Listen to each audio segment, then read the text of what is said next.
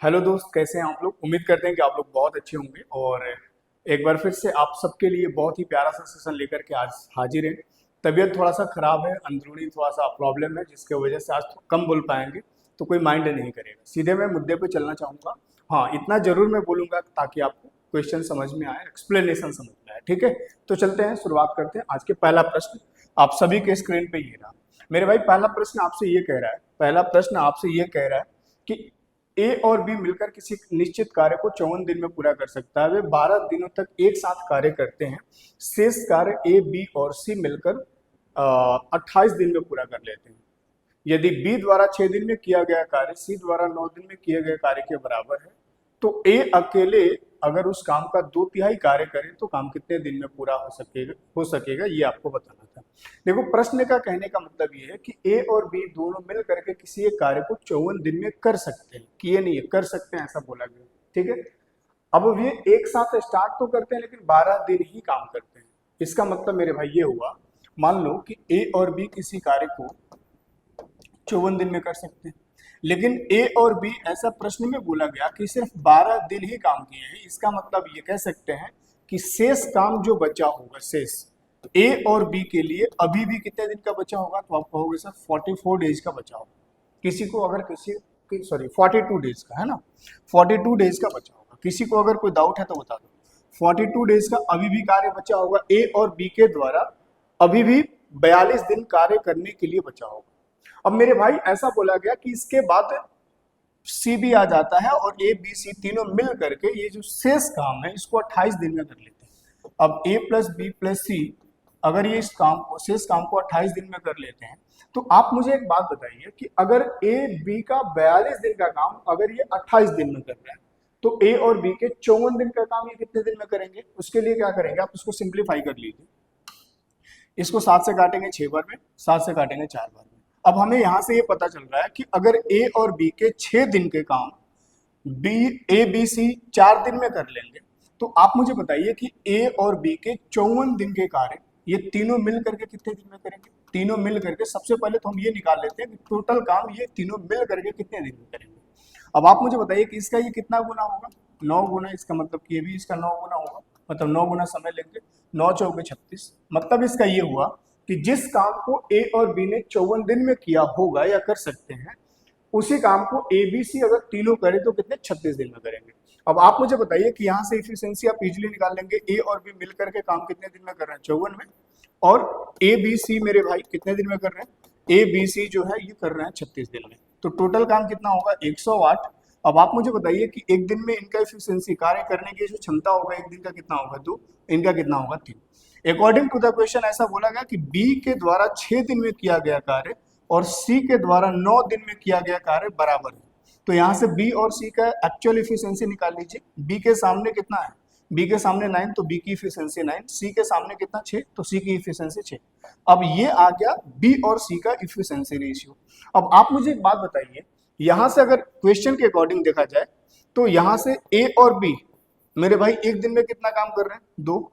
और अगर एक दिन में यहाँ 2 काम कर रहे हैं ए और बी मिल करके, तो इस 3 में भी 2 कर रहे होंगे, क्योंकि ए बी सी तीनों मिल करके एक दिन में 3 काम कर रहा है। अब आप मुझे बताओ कि अगर ये 3 काम कर रहा है लोग एक दिन में, ए और बी पहले से हमें पता था कि ये 2 ही कर सकते हैं। इसका मतलब ये कि सी एक दिन में कितना कर सकता है, 1 कर सकता है। अब अकॉर्डिंग टू द क्वेश्चन अगर देखा जाए तो सी की एक्चुअल इफिशिएंसी कितना होना चाहिए, 6 होना चाहिए। क्या यहाँ पे 6 है क्या, नहीं। अगर 6 इसको बनाना है तो 6 से मल्टीप्लाई करना पड़ेगा, तो 6 से आप इधर भी मल्टीप्लाई कर दीजिए। इससे हमें पता चल गया कि सी की एक्चुअल इफिशिएंसी अगर 6 है तो ए और बी का एक्चुअल इफिशिएंसी कितना है, 12 है। बोलो हाँ या ना। अब अगर ए और बी का एक्चुअल इफिशिएंसी 12 है तो हमें बी तो पहले से पता था, बी एक दिन में कितना कर सकता है, 9। इसका मतलब कि अगर इस 12 में 9 बी कर रहा होगा तो एक दिन में कितना कर रहा होगा, ए एक दिन में 3 यूनिट कर रहा होगा, और यही इसका क्या होगा, पर डे का इफिशिएंसी होगा। बोलो हाँ या ना। अब हमें कराना है ए से ही काम, इसलिए हमने ए का इफिशिएंसी निकाल लिया। काम कितना कराना था, तो टोटल कार्य का 2/3 है। टोटल कार्य है कितना, तो मेरे भाई टोटल कार्य अपने पास पहले 108 था, लेकिन अगर 6 से मल्टीप्लाई आपने इधर किया है तो कहीं ना कहीं 6 से मल्टीप्लाई आपको इसमें भी करना पड़ेगा, तो टोटल काम आपका इतना रहा। इस काम का 2/3 कितना होगा, तो इस काम का 2/3 आप निकाल लीजिए। अब 3 से काटिएगा तो कितने बार में कटेगा, 3 से ये कट जाएगा 2 बार में। क्लियर है बात। अब हमारे पास टोटल जो काम कराना था ए से वो कितना आ गया 108 गुणे 2 गुणे 2। अब इस काम को अगर ए से कराना है, ए एक दिन में कितना करेगा 3 करेगा, तो 3 से डिवाइड कर दीजिए। क्लियर है बात। अब 3 से डिवाइड करेगा तो 3 से ये कितने बार में 36 बार में कटेगा, और 36 दूनी 72, 72 दूनी 144, option B is the correct answer. Clear है बात। स्क्रीनशॉट लेते चलिएगा। और बहुत ही जबरदस्त, देखो अगर आईबी में सिलेक्शन लेना है इसका मतलब ये कि आपको बेहतर और कंटाप जबरदस्त लेवल के प्रश्न को करने ही पड़ेंगे, लल्लू वाले क्वेश्चन से सिलेक्शन नहीं हो सकता। ठीक है, तो आज जो भी प्रश्न आपको दिखेगा एक से बढ़कर के एक दिखेगा, बहुत जबरदस्त प्रश्न मैंने लिया है। और प्रश्न कहां से लिया है तो ये भी मैं बता दूं, प्रीवियस ईयर आईबी एससीआईओ के ही प्रश्न लिए हैं या फिर आईसीएआर का लिए। ठीक है, चलिएगा जल्दी से इस प्रश्न को देखिए। ऐसा बोला गया एक लेख को इसके लागत मूल्य से x प्रतिशत अधिक मार्क किया गया, इसे इसके मार्क प्राइस पर x/2% छूट देकर के बेचा जाता है, यदि कुल 10.5% का लाभ होता है तो x का मान क्या होगा। मैं आपको हमेशा सलाह दूंगा कि इस प्रकार के प्रश्न मेरे भाई जब भी आए तो आप ऑप्शन से करें, क्योंकि option is the best method इस टाइप के क्वेश्चन के लिए। क्लियर है बात। अब कैसे करेंगे ऑप्शन से ये समझ लेते हैं। पहले तो इस प्रश्न को समझ लीजिए, क्योंकि अगर प्रश्न नहीं समझेंगे तो फिर आगे दिक्कत होगा। सबसे पहले x हमें निकालना था, क्वेश्चन में बोला गया कि x की वैल्यू बताओ। x निकालेंगे थोड़ा रुक करके। सबसे पहले मुझे ये बता दीजिए कि अगर हम x/2% छूट देकर के बेच रहे हैं, प्रॉफिट मुझे कितना हो रहा है 10.5। अब इसको सॉल्व करा जाए तो 10 दूनी 20 और 21, 21/21 21/200। ठीक है भाई, 2 में 100 मल्टीप्लाई हो जाएगा, परसेंटेज के लिए 1/100 आ जाएगा। अब इसका मतलब ये है कि अगर इतने प्रतिशत का छूट हो रहा है, सॉरी प्रॉफिट हो रहा है, तो मेरे लाल प्रॉफिट किसके रिस्पेक्ट में होता है, सीपी के रिस्पेक्ट में। अगर ये प्रॉफिट है इसका मतलब कि 21 जो बनेगा वो प्रॉफिट हो जाएगा। अब 200 की चीज पे 21 का प्रॉफिट हो रहा है तो सीपी हमारा 200 है। अब आप मुझे बताइए कि अगर 21 का प्रॉफिट हो रहा है इसका मतलब कि बेचे कितने में होंगे 221 में। यहां तक तो चीजें क्लियर है ना। हमें एक्स की वैल्यू अब निकालना है। बोला ये गया कि इसके लागत मूल्य से x% बढ़ा करके क्या किया गया, इसके अंकित मूल्य को रखा गया। इसका मतलब कि एमआरपी कितना है ये बात हमें नहीं पता। अब ये तब पता चल सकता था जब x की वैल्यू हमें पता होता, और x की वैल्यू निकालना ही। क्लियर है बात। अब बोला ये गया कि इसके लागत मूल्य से कितना परसेंट इसको बढ़ाया जाए, और जितना परसेंट बढ़ाया जाए उसके आधा मतलब उसके हाफ डिस्काउंट दे करके बेचा जाए तो उसको इतने का प्रॉफिट हो रहा है। क्लियर है बात। ये बात समझ आया नहीं आया। कहने का मतलब ये है, मान लीजिए कि इसका जो एमआरपी है वो 10% से बढ़ा, बहुत ध्यान से समझिएगा। इसके लागत मूल्य से जो एमआरपी होगा वो 10% बढ़ाया गया, मतलब मान लीजिए कि एक्स की वैल्यू 10 है, तो इसका मतलब ये है कि अगर x% बढ़ाया गया तो जो छूट दिया जाएगा एमआरपी पर उसके जस्ट आधा दिया जाएगा। इसका मतलब ये, मतलब कि यहाँ पे अगर एमपी 10% बढ़कर के होगा तो इस एमआरपी पर छूट कितना देंगे 5%। वैसे है नहीं, इसका मतलब मैंने आपको समझा दिया। क्लियर है बात। अब आप मुझे बताइए इसके लिए हम ज्यादा बेहतर होगा कि ऑप्शन से जाएं, बहुत बढ़िया होगा। अब देखो ऑप्शन भी जब यूज करना होगा तो आपको हमेशा इस बात को ध्यान रखना चाहिए कि इन चारों ऑप्शन में से जो सबसे इजी आपके लिए ज्यादा कंफर्टेबल हो, सबसे पहले तो उसी को ट्राई करो। अब आपके लिए ज्यादा बेहतर कौन सा होगा, या तो ऑप्शन ए ले लीजिए या फिर बी ले लीजिए। हम पहले ए को ही ट्राई कर लेते हैं। ठीक है, अब आप मुझे बताइए कि अगर हमारे पास सीपी 200 है, अगर हम एमआरपी 20% बढ़ा दें, मान लीजिए कि एक्स की वैल्यू 20 है, तो इसका मतलब कि 20% अगर मुझे एमपी बढ़ाना होगा तो इसका 20% होगा कितना 40 होगा। मेरे भाई अगर 10% की बात की जाए, किसी भी नंबर का 10% कैसे निकालते हैं, तो अंतिम से एक अंक छोड़ के पॉइंट लगा लेते हैं। अब इसका 10% कितना हो जाएगा 20, तो 20% कितना हो जाएगा 40। अब 40 इसको बढ़ा दिया जाएगा, इसका मतलब कि एमआरपी कितना हो जाएगा 240। क्लियर है बात। अब अगर हमने 20% बढ़ाया है तो जो यहाँ छूट दे रहे होंगे वो कितना दे रहे होंगे 10%। इस बात को समझ पा रहे हैं, जस्ट उसके आधा छूट दिया गया। अब आप मुझे बताइए कि अगर इसमें हम 10%, भाई छूट तो एमआरपी पे देंगे, अब एमआरपी पे अगर 10% छूट देंगे तो आप मुझे ये बताइए कि छूट दे करके कहीं ना कहीं बेचेंगे। अब इतनी सी बात बताइए कि अगर 10% इसमें कम कर दिया जाए, छूट का मतलब क्यों, अब इसका 10% कितना होगा 24, अब 24 इसमें कम कर दिया जाएगा तो भाई 240 की चीज हम 24 कम करके अगर बेचेंगे तो कितने में बेचेंगे 216 में। लेकिन यहाँ पे बेचा कितने में जा रहा है 221 में। इसका मतलब ये है कि ये वाला ऑप्शन नहीं हो सकता। अगर ये नहीं हो सकता तो फिर कौन सा हो सकता है ये चेक कर लेते हैं। मेरे भाई अगर हम यहाँ पे ऑप्शन बी के साथ जाएं, मान लो कि इसका सीपी 200 है, अगर हम एमआरपी 30% बढ़ा करके रखते हैं, तो इसका 30% कितना हो जाएगा 60, इसका मतलब कि एमआरपी कितना हो जाएगा 260। इतनी सी बात समझ आ रही है। अब अगर हम 30% इसका एमआरपी बढ़ाए हैं तो इसका मतलब ये है कि 15% हम छूट दे रहे होंगे, आधा छूट दिए होंगे। अब 15% इसका कितना हो जाएगा मेरे भाई, तो 15% जो होगा वो कितना होगा 10% 26 और 5% और निकालो कितना 13 हो जाएगा। 26 और 13 कितना 39। अगर 39 छूट करके बेचेंगे मतलब कम करके बेचेंगे, इसका मतलब कि 260 की चीज पे अगर 39 का छूट देंगे तो हम कितने में बेचेंगे 221 में बेचेंगे। इसका मतलब कि कंडीशन सेटिस्फाई हो रहा है, इसका मतलब option B is the correct answer. ठीक है, बात समझ आ रही है नहीं आ रही है? चलिएगा नेक्स्ट प्रश्न अगला आपके स्क्रीन पे। प्रश्न में बोला यह गया कि एक बस 6 किलोमीटर प्रति घंटा की प्रारंभिक चाल से चलना प्रारंभ करती है और प्रत्येक घंटे इसकी चाल में एक निश्चित वृद्धि होती है। यदि 630 किलोमीटर की दूरी को तय करने में उसे 14 घंटे का समय लगता है तो बस की चाल में प्रति घंटा वृद्धि कितनी की होगी, ये आपको बताना है। मेरे भाई 630 किलोमीटर की दूरी को अगर ये 14 घंटे में तय कर रही है, ठीक है ना, तो आप इस बात को ऐसे समझिए, उसने बोला ये है, कंडीशन ये दे रखा है कि इसका जो इनिशियल स्पीड है वो कितना है 6 किलोमीटर पर आवर। प्रत्येक घंटा इसके स्पीड में कुछ ना कुछ बढ़ रहा है। जैसे अच्छा बढ़ कितना रहा है, तो प्रत्येक घंटा इसकी चाल में एक निश्चित वृद्धि होती है। निश्चित वृद्धि का मतलब ये हुआ कि अगर मान लीजिए पहले घंटा वो 6 से चली, 1 घंटा चल गई, फिर इसके बाद जो वृद्धि होगा मान लीजिए कि किलोमीटर पर आवर की वृद्धि हो गया, ठीक है, तो दूसरे घंटा जब उसकी स्पीड देखा जाएगा तो कितना हो जाएगा 6 प्लस के। तीसरे घंटा कितना हो जाएगा, तो फिर से के बढ़ जाएगा, निश्चित ही बढ़ रहा है तो फिर से के बढ़ जाएगा। तो इसका मतलब ये है कि तीसरे घंटा का जो उसका स्पीड होगा वो कितना होगा 6 प्लस 2 के। चौथे घंटे का स्पीड क्या होगा 6 प्लस 3 के। और यही प्रोसेस आगे चलते रहेगा और तब तक ऐसे होगा जब तक कि 14 घंटा पूरा ना हो जाए, क्योंकि 14 घंटे में तो ये दूरी तय की है।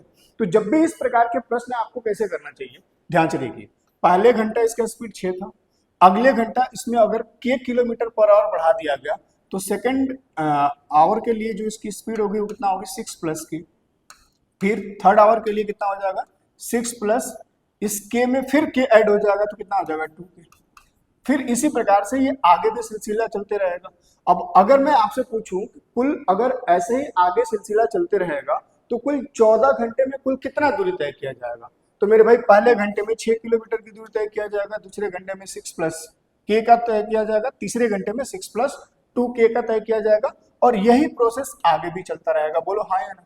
और अगर मैं आपसे पूछूं तो मेरे भाई अगर कुल इसके पास समय 14 घंटा का था तो इसका मतलब कि जो लास्ट वाला, बात समझिएगा, लास्ट वाला जो टर्म होगा मतलब उसमें कितने का टर्म आ जाएगा बताओ 6 प्लस 13 के का आएगा, ठीक है। अब अगर इन 14 घंटे में तय की गई दूरी अगर ऐड कर दिया जाए तो ये बराबर किसके हो जाएगा 630 के। अब कुछ लोगों को यहाँ पे इसमें दिक्कत हो सकती है, क्यों? क्योंकि उसने बोला है 14 घंटे में इसने 630 किलोमीटर की दूरी तय किया है। तो कुछ लोगों की दिक्कत यहाँ पे ये हो सकती है कि सर आपने जो 6 प्लस 13 के लिया है वहां पे 14 के होना चाहिए। नहीं, 14 के क्यों नहीं होगा, क्योंकि पहले घंटे तो ये 6 किलोमीटर पर आवर की स्पीड से चल ही रही है, जो वृद्धि होगा वो अगले घंटा होगा। इसका मतलब कि 14 में से एक तो निकल ही गया। क्लियर है बात? 14 घंटे में से 1 घंटा निकल गया तो 13 ही घंटा तो बचा है। और प्रत्येक घंटे अगर के किलोमीटर पर आवर की वृद्धि हो रही है तो इसका मतलब ये कि जब 14वें घंटे अगर देखा जाएगा तो जो उसकी स्पीड होगी वो कितनी होगी 6 प्लस 13 के। क्लियर है बात? अब अगर इसका स्पीड इतना होगा तो 14वें घंटे में तय की गई दूरी इतना होगा, सबको जोड़ देंगे तो ये 630 के बराबर हो जाएगा।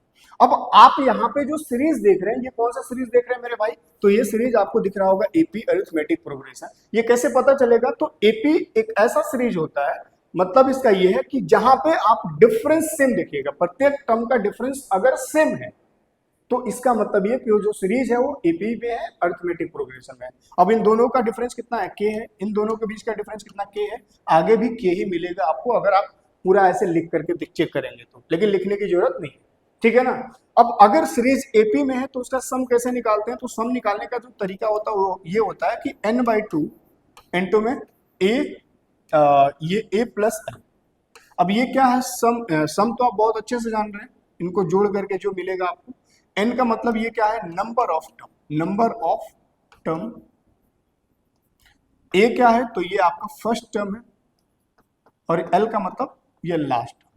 जब भी इस प्रकार के प्रश्न आए तो आप ऐसे करें हम आपको ये सलाह देंगे। बहुत सारे बच्चे अब यहाँ पे ये जोड़ने लग जाएंगे कि यहाँ पे वो हाथ पे ऐसे गिनना शुरू कर देंगे, भाई 14 है तो चलो एक हद तक आप कर भी लोगे, मान लो 14 की जगह पे 41 होगा तो क्या 41 ऐसे ही 41 घंटा काउंट करते चलेंगे? ये क्या गारंटी है कि वो ऑप्शन मैच ही कर जाएगा? अगर ऑप्शन से आप उसको पुट भी करेंगे तो बहुत समय लग जाएगा, ठीक है ना।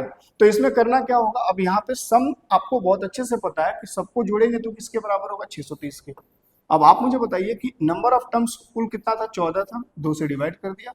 फर्स्ट टर्म कौन सा है, 6 है, प्लस लास्ट टर्म कौन सा है, तो 6 प्लस 13 के। अब इसको सॉल्व कर लीजिए 2 सेकंड में आंसर। 2 से 7, 7 से कितना, 90। अब आप मुझे बताइए कि 6 6 12, 90 में 12 माइनस हो जाएगा तो कितना बचेगा, 78। 78 बराबर 13 के। मतलब इसका ये कि के की वैल्यू कितना होगा, 6 किलोमीटर पर आवर। मेरे भाई जो इंक्रीजमेंट पर आवर हो रहा था वो कितना हो रहा था, 6 किलोमीटर पर आवर, ठीक है ना। स्क्रीनशॉट लेते चलना, बहुत अच्छे से प्रैक्टिस करना। अपने पास यहाँ पे गिवन क्या दे रखा था, x square plus 1/x square की वैल्यू अगर 10 है तो हमें पावर 4 निकालना था, x to the power 4 plus 1/x to the power 4। अब आप मुझे बताइए कि अगर स्क्वायर से पावर 4 जाना होगा तो इसमें कुछ करना ही नहीं था, अगेन स्क्वायरिंग कर देना था। तो स्क्वायरिंग का तरीका क्या होता है कि जो वैल्यू गिवन है उसका स्क्वायर कर दिया, 100 आ गया। अब प्लस से प्लस जा रहे हैं तो माइनस का 2, तो कितना हो जाएगा, 98, 98। Option B is the correct answer, ठीक है। इस प्रश्न को करिए, बहुत प्यारा सा प्रश्न है। एक दुकानदार किसी वस्तु को उसके अंकित मूल्य पर 25% छूट देकर के बेचता है और फिर भी 35% लाभ प्राप्त करता है। यदि वस्तु का क्रय मूल्य 10% कम हो जाता है और उसे उसी अंकित मूल्य पर 37.5% छूट देकर के बेचा जाता है तो उसका लाभ प्रतिशत क्या होगा, ये आपको बताना है। क्लियर है बात? मेरे भाई देखो, एक प्रश्न में यहाँ पे 2 प्रश्न पूछे गए और एक बात आप ऐसे समझ लीजिए कि हम ना दूसरे प्रश्न का, ये जो यहाँ से स्टेटमेंट जो शुरू हो रहा है यहाँ से, ये दूसरे प्रश्न का आंसर मात्र 10 सेकंड में दे देंगे। हम सीधे सीधे सबसे पहले चलेंगे पहले वाले प्रश्न पे और पहले वाले प्रश्न से हमें क्या मिल जाएगा, एमपी और सीपी का वैल्यू। और एमपी और सीपी का रेशियो जब मिल जाएगा तो हमें क्या चाहिए, एमपी और सीपी चाहिए, क्योंकि भाई क्रय मूल्य में 10% बढ़ाया है तो बढ़ाएंगे तभी ना जब सीपी पता होगा। अच्छा, डिस्काउंट भी आपको अंकित मूल्य पर ही देना है, तो डिस्काउंट आप देंगे तभी जब अंकित मूल्य पता होगा।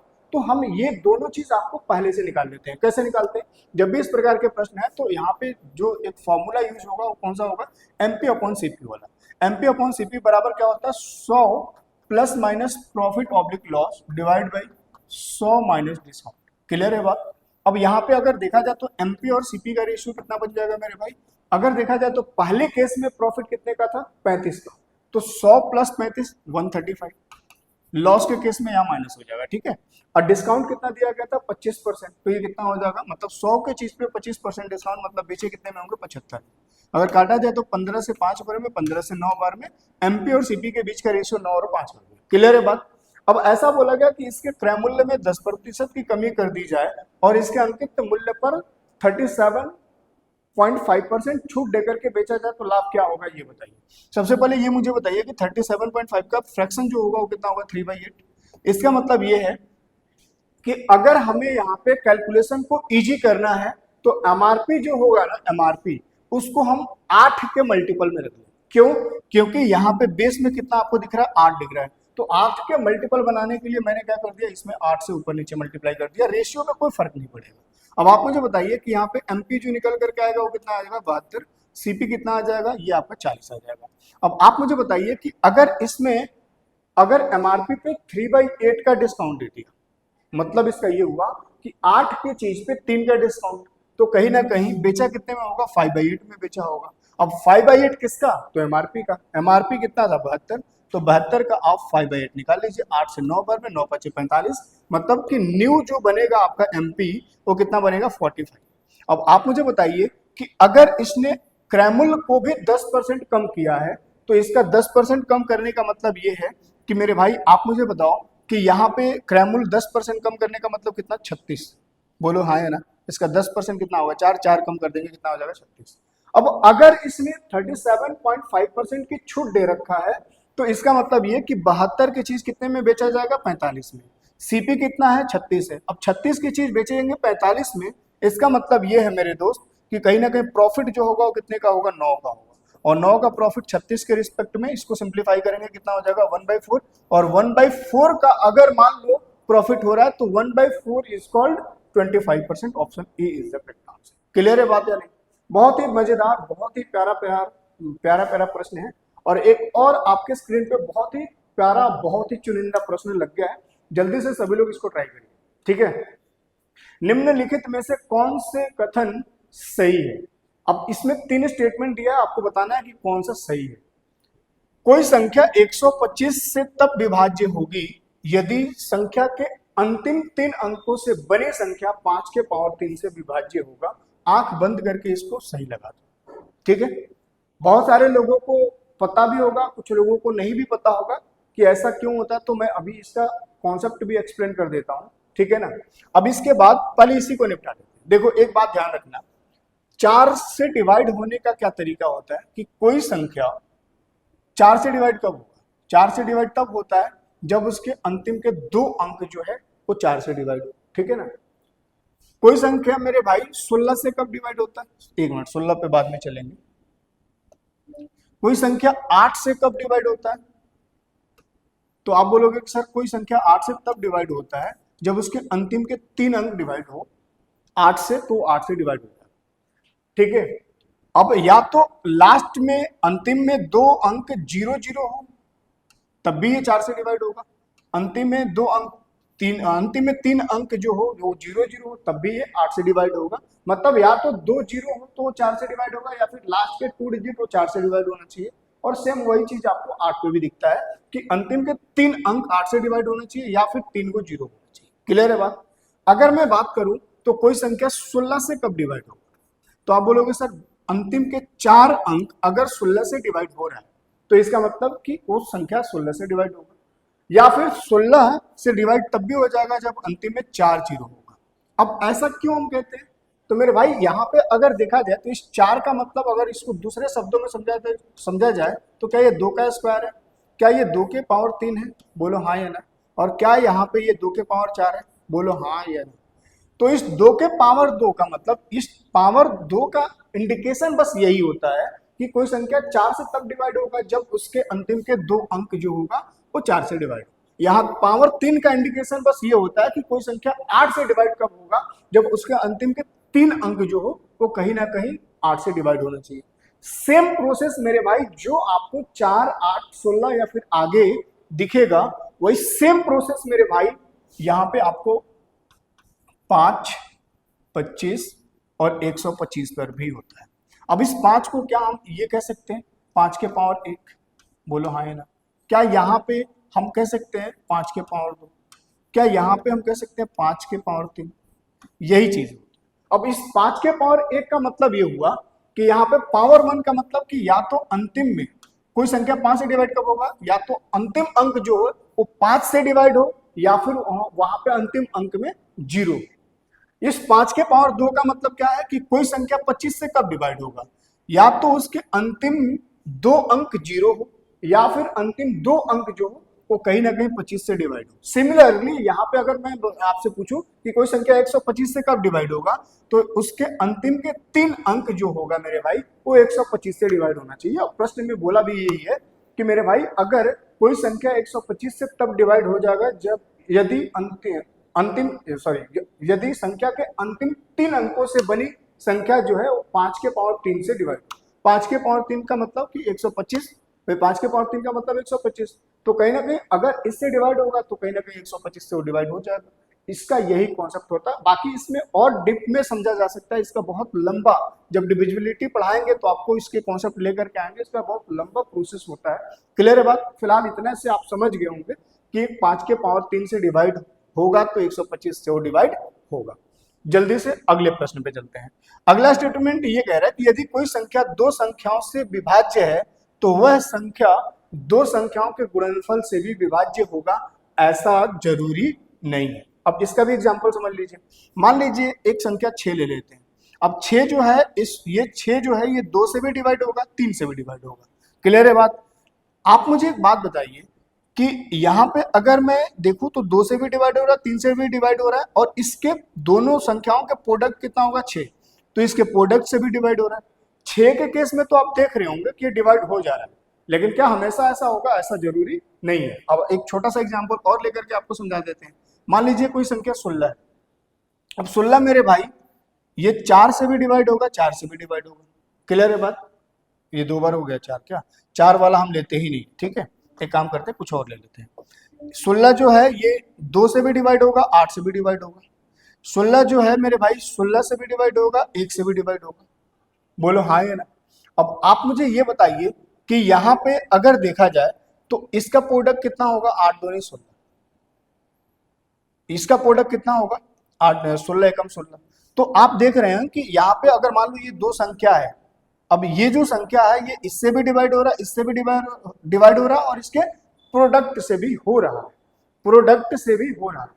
लेकिन आप जैसे ही आगे बढ़ेंगे कुछ और एग्जाम्पल पे, तो ऐसा जरूरी नहीं होगा। आप जैसे सपोज दैट, जैसे मान लीजिए 24 है, ठीक है। अब 24 जो है मेरे भाई ये 6 से भी डिवाइड होता है, 4 से भी डिवाइड होता है। बहुत ध्यान से चीजों को समझना। अब अगर मैं बोलूं तो 24 12 से भी डिवाइड होता है, 8 से भी डिवाइड होता है। अब आप मुझे बताइए कि यहाँ पे 6 से भी डिवाइड हो रहा है, 4 से भी डिवाइड हो रहा है, और 6 चौक 24 इसके प्रोडक्ट से भी डिवाइड हो रहा है। बोलो हाँ या ना। लेकिन क्या ये 24 यहाँ पे अगर देखा जाए तो 12 से डिवाइड होगा? बिल्कुल होगा। 8 से भी होगा। तो इन दोनों संख्याओं से तो डिवाइड होगा, लेकिन क्या इसके प्रोडक्ट 96 से डिवाइड होगा? बोलो हाँ या ना। नहीं होगा ना। इसका मतलब कि ये गलत है। क्लियर है बात? इसके बाद कोई संख्या 36 से तब विभाज्य होगा यदि 4 6 12 से विभाज्य हो। ये तो सीधे सीधे गलत दिख रहा है। क्यों दिख रहा है भाई मेरे? कोई संख्या अगर 4 6 12 से विभाज्य है, कोई संख्या 4 से 6 से 12 से विभाज्य है, तो क्या ये 36 से विभाज्य होगा? क्या नहीं होगा। अब कैसे नहीं होगा देख लो। 4 6 12 का एलसीएम कितना होगा? 12। कोई दिक्कत है? इसका मतलब कि एक संख्या मान लो 12 ले लेते हैं, 12 4 से भी डिवाइड होगा, 6 से भी डिवाइड होगा, 12 से भी डिवाइड होगा। होगा कि नहीं होगा? लेकिन क्या आप मुझे बताओ कि क्या ये 12 36 से डिवाइड होगा? नहीं होगा। तो ये भी गलत है। मतलब सिर्फ और सिर्फ पहला ही होगा। मतलब इसका ये है कि ऑप्शन सी इसका फाइनल आंसर। ठीक है। बाकी अगले प्रश्न पे चलते हैं। इस प्रश्न को देखिए, ये भी बड़ा प्यारा सा प्रश्न है। 16 सेंटीमीटर त्रिज्या वाले एक बेलनाकार बर्तन में 20 सेंटीमीटर गहराई तक पानी है। धातु की एक ठोस गोलाकार गेंद को बर्तन में डाला जाता है जो पूर्णतः डुबा जाता है, और बर्तन में पानी का स्तर 9 सेंटीमीटर बढ़ जाता है। गेंद का पृष्ठीय क्षेत्रफल ज्ञात करें अगर ये मान लिया जाए कि पानी में ओवरफ्लो नहीं है। बहुत ध्यान से चीजों को समझना। बहुत प्यारा सा प्रश्न है। और एक बात मैं बताऊं कि इस टाइप के प्रश्न सिर्फ बेलनाकार मतलब सिलेंडर पे ही नहीं आता। इस प्रकार के प्रश्न क्यूब पे भी आता है, क्यूबॉइड पे भी आता है, कोन पे भी आता है। क्लियर है बात? तो जो अप्रोच यहाँ पे लगेगा वही सेम अप्रोच वहां पे भी लगेगा। तो इसको बहुत ध्यान से समझिएगा। एक बेलन है कुछ इस प्रकार से। अब इसमें किसी एक हाइट तक पानी है, 20 सेंटीमीटर गहराई तक पानी है। मान लीजिए कि ये जो गहराई है वो 20 सेंटीमीटर का है। मान लीजिए यहां तक इस बेलन में पानी भरा, ठीक है। यहां तक इस बेलन में पानी भरा है। हमने क्या कर दिया, ऊपर से गेंद को डुबोया, एक स्पेयर को डाला, गेंद को डाला। अब इस चीज को थोड़ा सा आप इमेजिन करिएगा, क्योंकि 3D चीजें हैं, है ना। तो हम इसको चला करके तो नहीं दिखा सकते। अब ध्यान से समझिएगा। मान लीजिए बेलनाकार बोतल है, इसमें यहां तक पानी भरा हुआ। क्लियर है? मान लीजिए एक हमने इसमें सॉलिड गोला को डाला, तो भाई गोला जब अंदर पूरा डूब जा रहा है, इसका मतलब ये है कि जब वो अंदर जाएगा और वो सॉलिड है, तो जितना उस गोले का कैपेसिटी होगा, आयतन होगा, उतनी ही अंदर में वो जगह घेरेगा। बोलो हाँ या ना। तो जितना अंदर में जगह को घेरेगा उतना ही पानी, वहां का पानी क्या होगा, ऊपर की ओर बढ़ेगा। तो उसके वजह से जब गोला अंदर जा रहा है तो पानी की हाइट ऊपर में बढ़ जा रही है। इसका मतलब ये हुआ कि मेरे भाई जितना भी पानी की हाइट बढ़ी होगी, गोला डालने के बाद जितनी भी पानी की हाइट बढ़ी होगी, कहीं ना कहीं उस पानी का आयतन जितना भी होगा, उसका आयतन बराबर किसके होगा, उस गोले के आयतन के। बोलिए हाँ या ना। अब आप मुझे बताइए, मान लीजिए पहले यहां तक इस हाइट तक पानी भरा हुआ था। अब इतनी सी बात आप समझिएगा मेरे भाई, इतनी सी बात आप समझिएगा, एक मिनट, हाँ, इतनी सी बात आप समझिएगा कि अगर मान लो इसमें गोला को डाला गया और ये पानी का स्तर मान लो इतना बढ़ गया, जो कि 9 सेंटीमीटर के रूप में है, 9 सेंटीमीटर के रूप में है, तो आप इतनी सी बात बताइए कि यहाँ पे जो कैपेसिटी होगा इस पानी का, मान लो यहाँ से यहाँ तक का जो भी कैपेसिटी होगा पानी का, वही सेम कैपेसिटी या फिर वॉल्यूम जो होगा वो किसका होगा, स्पेयर का, गोले का। गोले का आयतन कितना होता है, 4/3 पाई आर क्यूब, यही होता है। अब इसका आर हमें पता है क्या, गोले का नहीं पता है, ठीक है। ये बराबर किसके होगा मेरे भाई, तो यहाँ पे ये जो पानी जितना बड़ा है इस पानी के आयतन के बराबर होगा। तो इस पानी का आयतन हम निकालेंगे कैसे? अगर यहाँ से देखा जाए, मैं अगर इसको मिटा दूं, तो मेरे भाई आप मुझे एक बात बताइए कि क्या ये भी एक बेलन ही है? थोड़ा सा देखिएगा, क्या ये भी एक बेलन ही है? तो आप कहोगे सर बिल्कुल बेलन है। तो इस बेलन का आयतन किससे निकालेंगे? Pi r square h, pi r square. अब इसका रेडियस जो होगा कितना है? 16 है, तो आर स्क्वायर 16 गुणे 16 हो जाएगा, आर स्क्वायर एच। एच कितना हाइट पे बढ़ा है पानी? 9 सेंटीमीटर। अब इसको सॉल्व कर लीजिए, 4 से काटिएगा, फिर 4 बार में कट जाएगा, पाई से पाई कट जाएगा। अब आर क्यूब बराबर कितना आ जाएगा मेरे भाई? 16 चौके 64 गुणे 3 इस तरफ जाएगा तो 9 27। अब आप मुझे बताइए कि आर की वैल्यू यहाँ से कितना आ जाएगा? भाई ये क्यूब इस तरफ जाएगा, क्यूब रूट हो जाएगा, मतलब ये 64 जो होगा ये 4 दे देगा, क्योंकि 4 का ये क्यूब होता है, ये 3 का क्यूब होता है, तो ये 3 दे देगा, मतलब ये 12 दे देगा। बोलो हाँ या ना? कोई दिक्कत है? मतलब कि गोले का जो रेडियस होगा कितना आ गया? 12। अब हमें बताना था कि गोले का पृष्ठीय क्षेत्रफल कितना होगा। गोले का पृष्ठीय क्षेत्रफल कितना होता है? 4 पाई आर स्क्वायर। बोलिए हाँ या ना? अब अगर आंसर सारे पाई में दे रखा है, इसका मतलब कि हमें पाई से कोई मतलब था ही नहीं, ठीक है ना? पाई से कोई मतलब है ही नहीं। अब आर का स्क्वायर करिए, आर का स्क्वायर कितना होगा? 12 का स्क्वायर कितना हो जाएगा? 144। 144। अब 144 का 4 गुना जो होगा वही इसका फाइनल आंसर होगा, और 144 का 4 गुना जो होगा वो कितना होगा? 576। Option A is the correct answer. अगला प्रश्न बहुत ही बढ़िया लाजवाब प्रश्न है, समलंब चतुर्भुज पे बेस्ड है। एक बार सभी लोग ट्राई करिएगा इसको।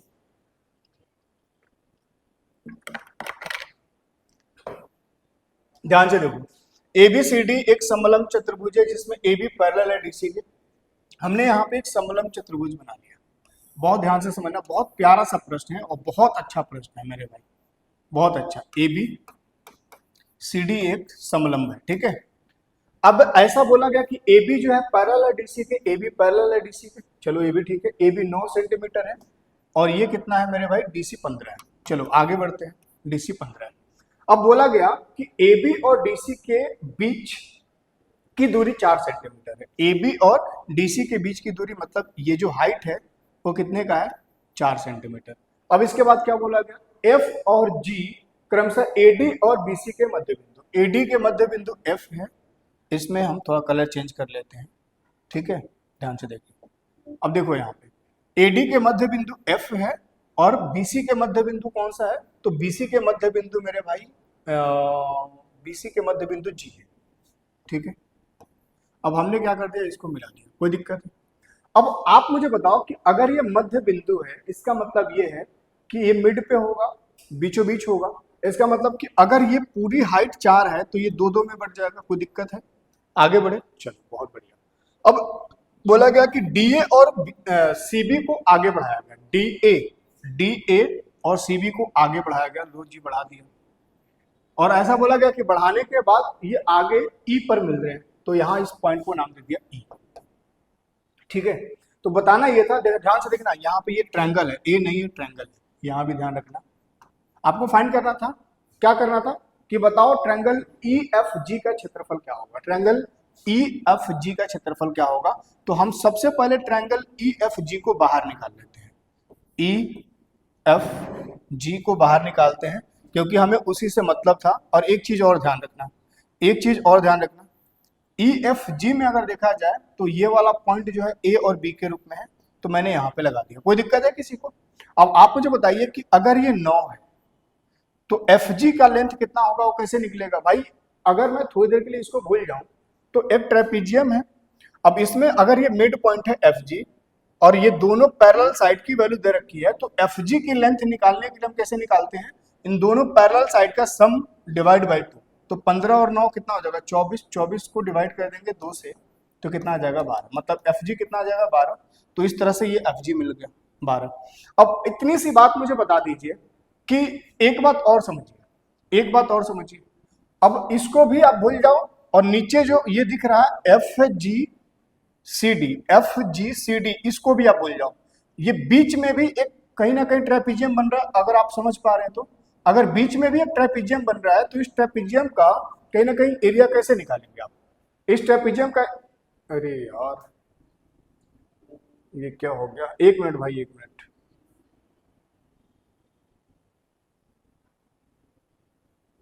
ये रिस्टोर, एक मिनट थोड़ा सा रुक जाओ, ये मूड ही खराब कर दिया यार। थोड़ा सा लाइन पे रुको, ठीक, परेशान नहीं होना है, जल्दी से फटाफट हम अभी लगा रहे हैं। परेशान नहीं होना है, IB special. Wait wait wait wait, आगे आगे, बस अंतर इतना ही होगा कि जो अब लिखे थे ना पूरा हम लोगों को एक बार फिर से लिखना पड़ेगा, पर कोई बात नहीं, चलो क्या ही कर सकते हैं, है कि नहीं। आ जाओ मेरे भाई, समय अपने पास बिल्कुल भी नहीं है, जल्दी आ जाओ चिच्चा। ये देखो जानबूझ के लेट कर रहे हैं, देखो आ गया। चलो जल्दी से फटाफट चलते हैं हम लोग उस प्रश्न पे, ट्रेपेजियम वाला प्रश्न था ना जी। ये रहा, आ गया, चलिए ठीक है। अब थोड़ा सा यहाँ पे देख लीजिए, हम लोग यहाँ पे थे कि ABCD एक समलंब चतुर्भुज है, ठीक है।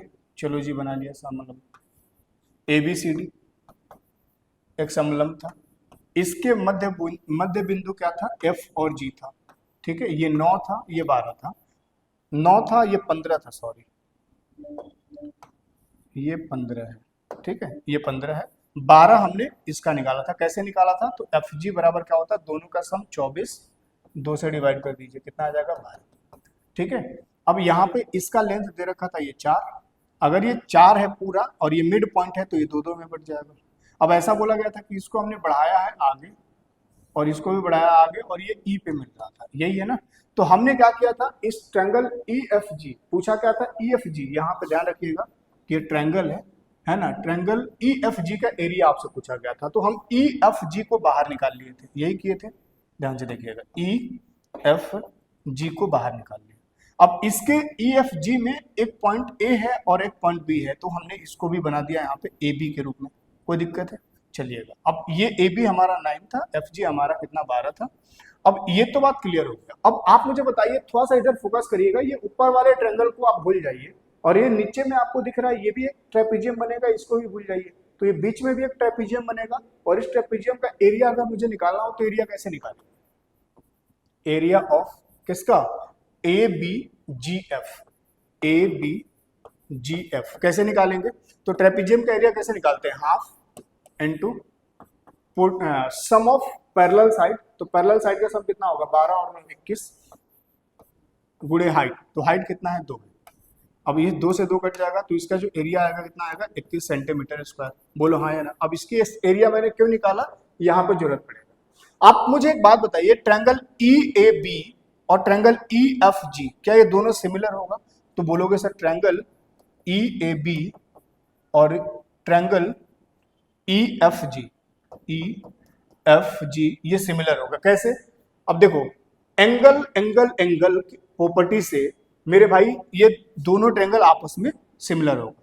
किसी ट्रायंगल के तीनों ही एंगल अगर मान लो इक्वल है तो दोनों ट्रायंगल क्या होता है, वो सिमिलर होता है। अब ध्यान से देखना कि ये वाला एंगल तो ये दोनों ट्रायंगल में कॉमन होगा, छोटे वाले में भी उतना ही होगा, बड़े वाले में भी उतना ही होगा। अगर ये साइड पैरेलल है मेरे भाई तो जितना ये वाला एंगल होगा उतना ही ये होगा, जितना ये है उतना ही ये होगा, इतनी सी बात समझ रहे हो। तो इसका मतलब कि ये दोनों ट्रायंगल एक दूसरे के पैरेलल हो जाएगा। अब अगर दो ट्रायंगल एक दूसरे के पैरेलल होते हैं तो उसके साइड का जो रेशियो होता है, अब अगर मैं आपसे पूछूं कि बताओ इसका एरिया का रेशियो क्या होगा, तो जो इसके साइड का रेशियो होता है उसके स्क्वायर कर दो, वही इसका एरिया रेशियो होता है। तो अगर मैं आपसे पूछूं मेरे दोस्त कि साइड का रेशियो क्या होगा, तो इसका साइड, छोटे वाले ट्रायंगल का साइड 9 है, इसका 12, 9 है 12 है, तो रेशियो कितना बनेगा 3 से 3 बार में, 3 से 4 बार में, तो एरिया कितना आ जाएगा मेरे दोस्त, तो ये हो जाएगा 9, ये हो जाएगा 16। अब आपसे पूछा क्या था EFG,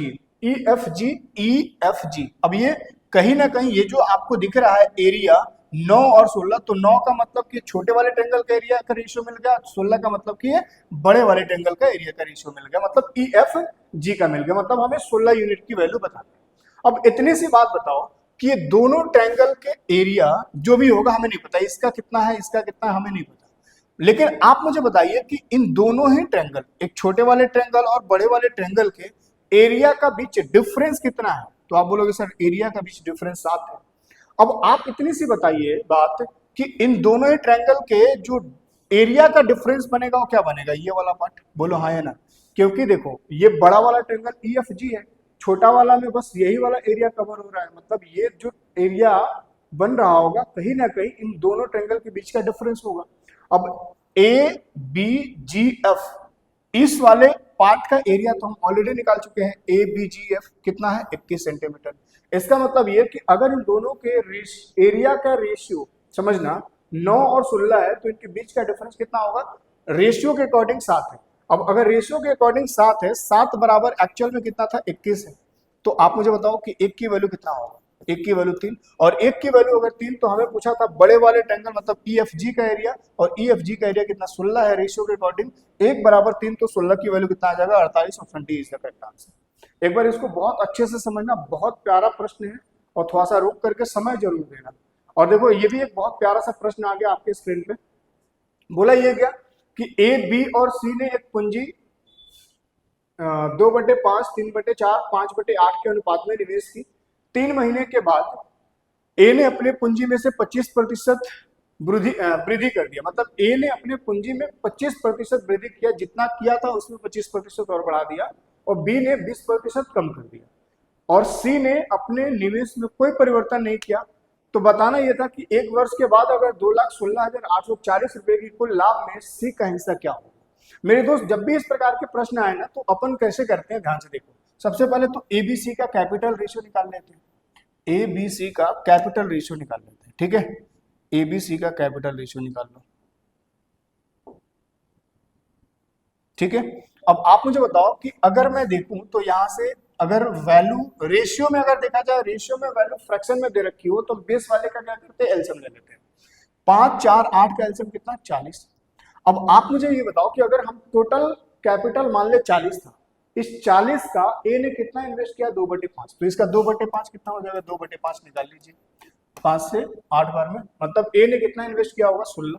सिमिलरली उसी प्रकार से बी और सी का भी निकाल लीजिए, तो इस 40 का 3/4, 4 से 10 बार में कट जाएगा, 10 3 30, बी का कितना आ जाएगा 30, और सिमिलरली सी का भी निकाल लीजिए, कैसे, इस 40 का 5/8, तो 8 5 40 25, मतलब इसका ये है कि सी ने इन्वेस्ट कितना किया होगा 25।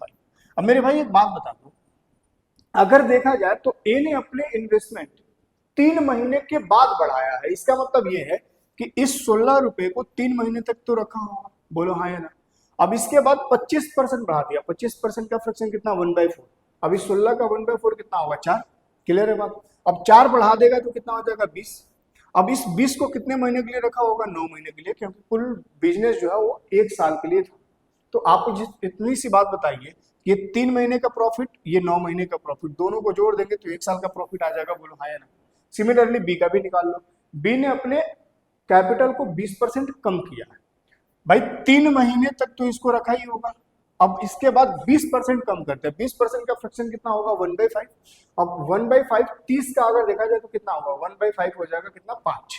अब 5 अगर इसने कम कर दिया, भाई 30 का 1/5 कितना होगा, सॉरी 6 अगर कम कर दिया तो कितना हो जाएगा 24।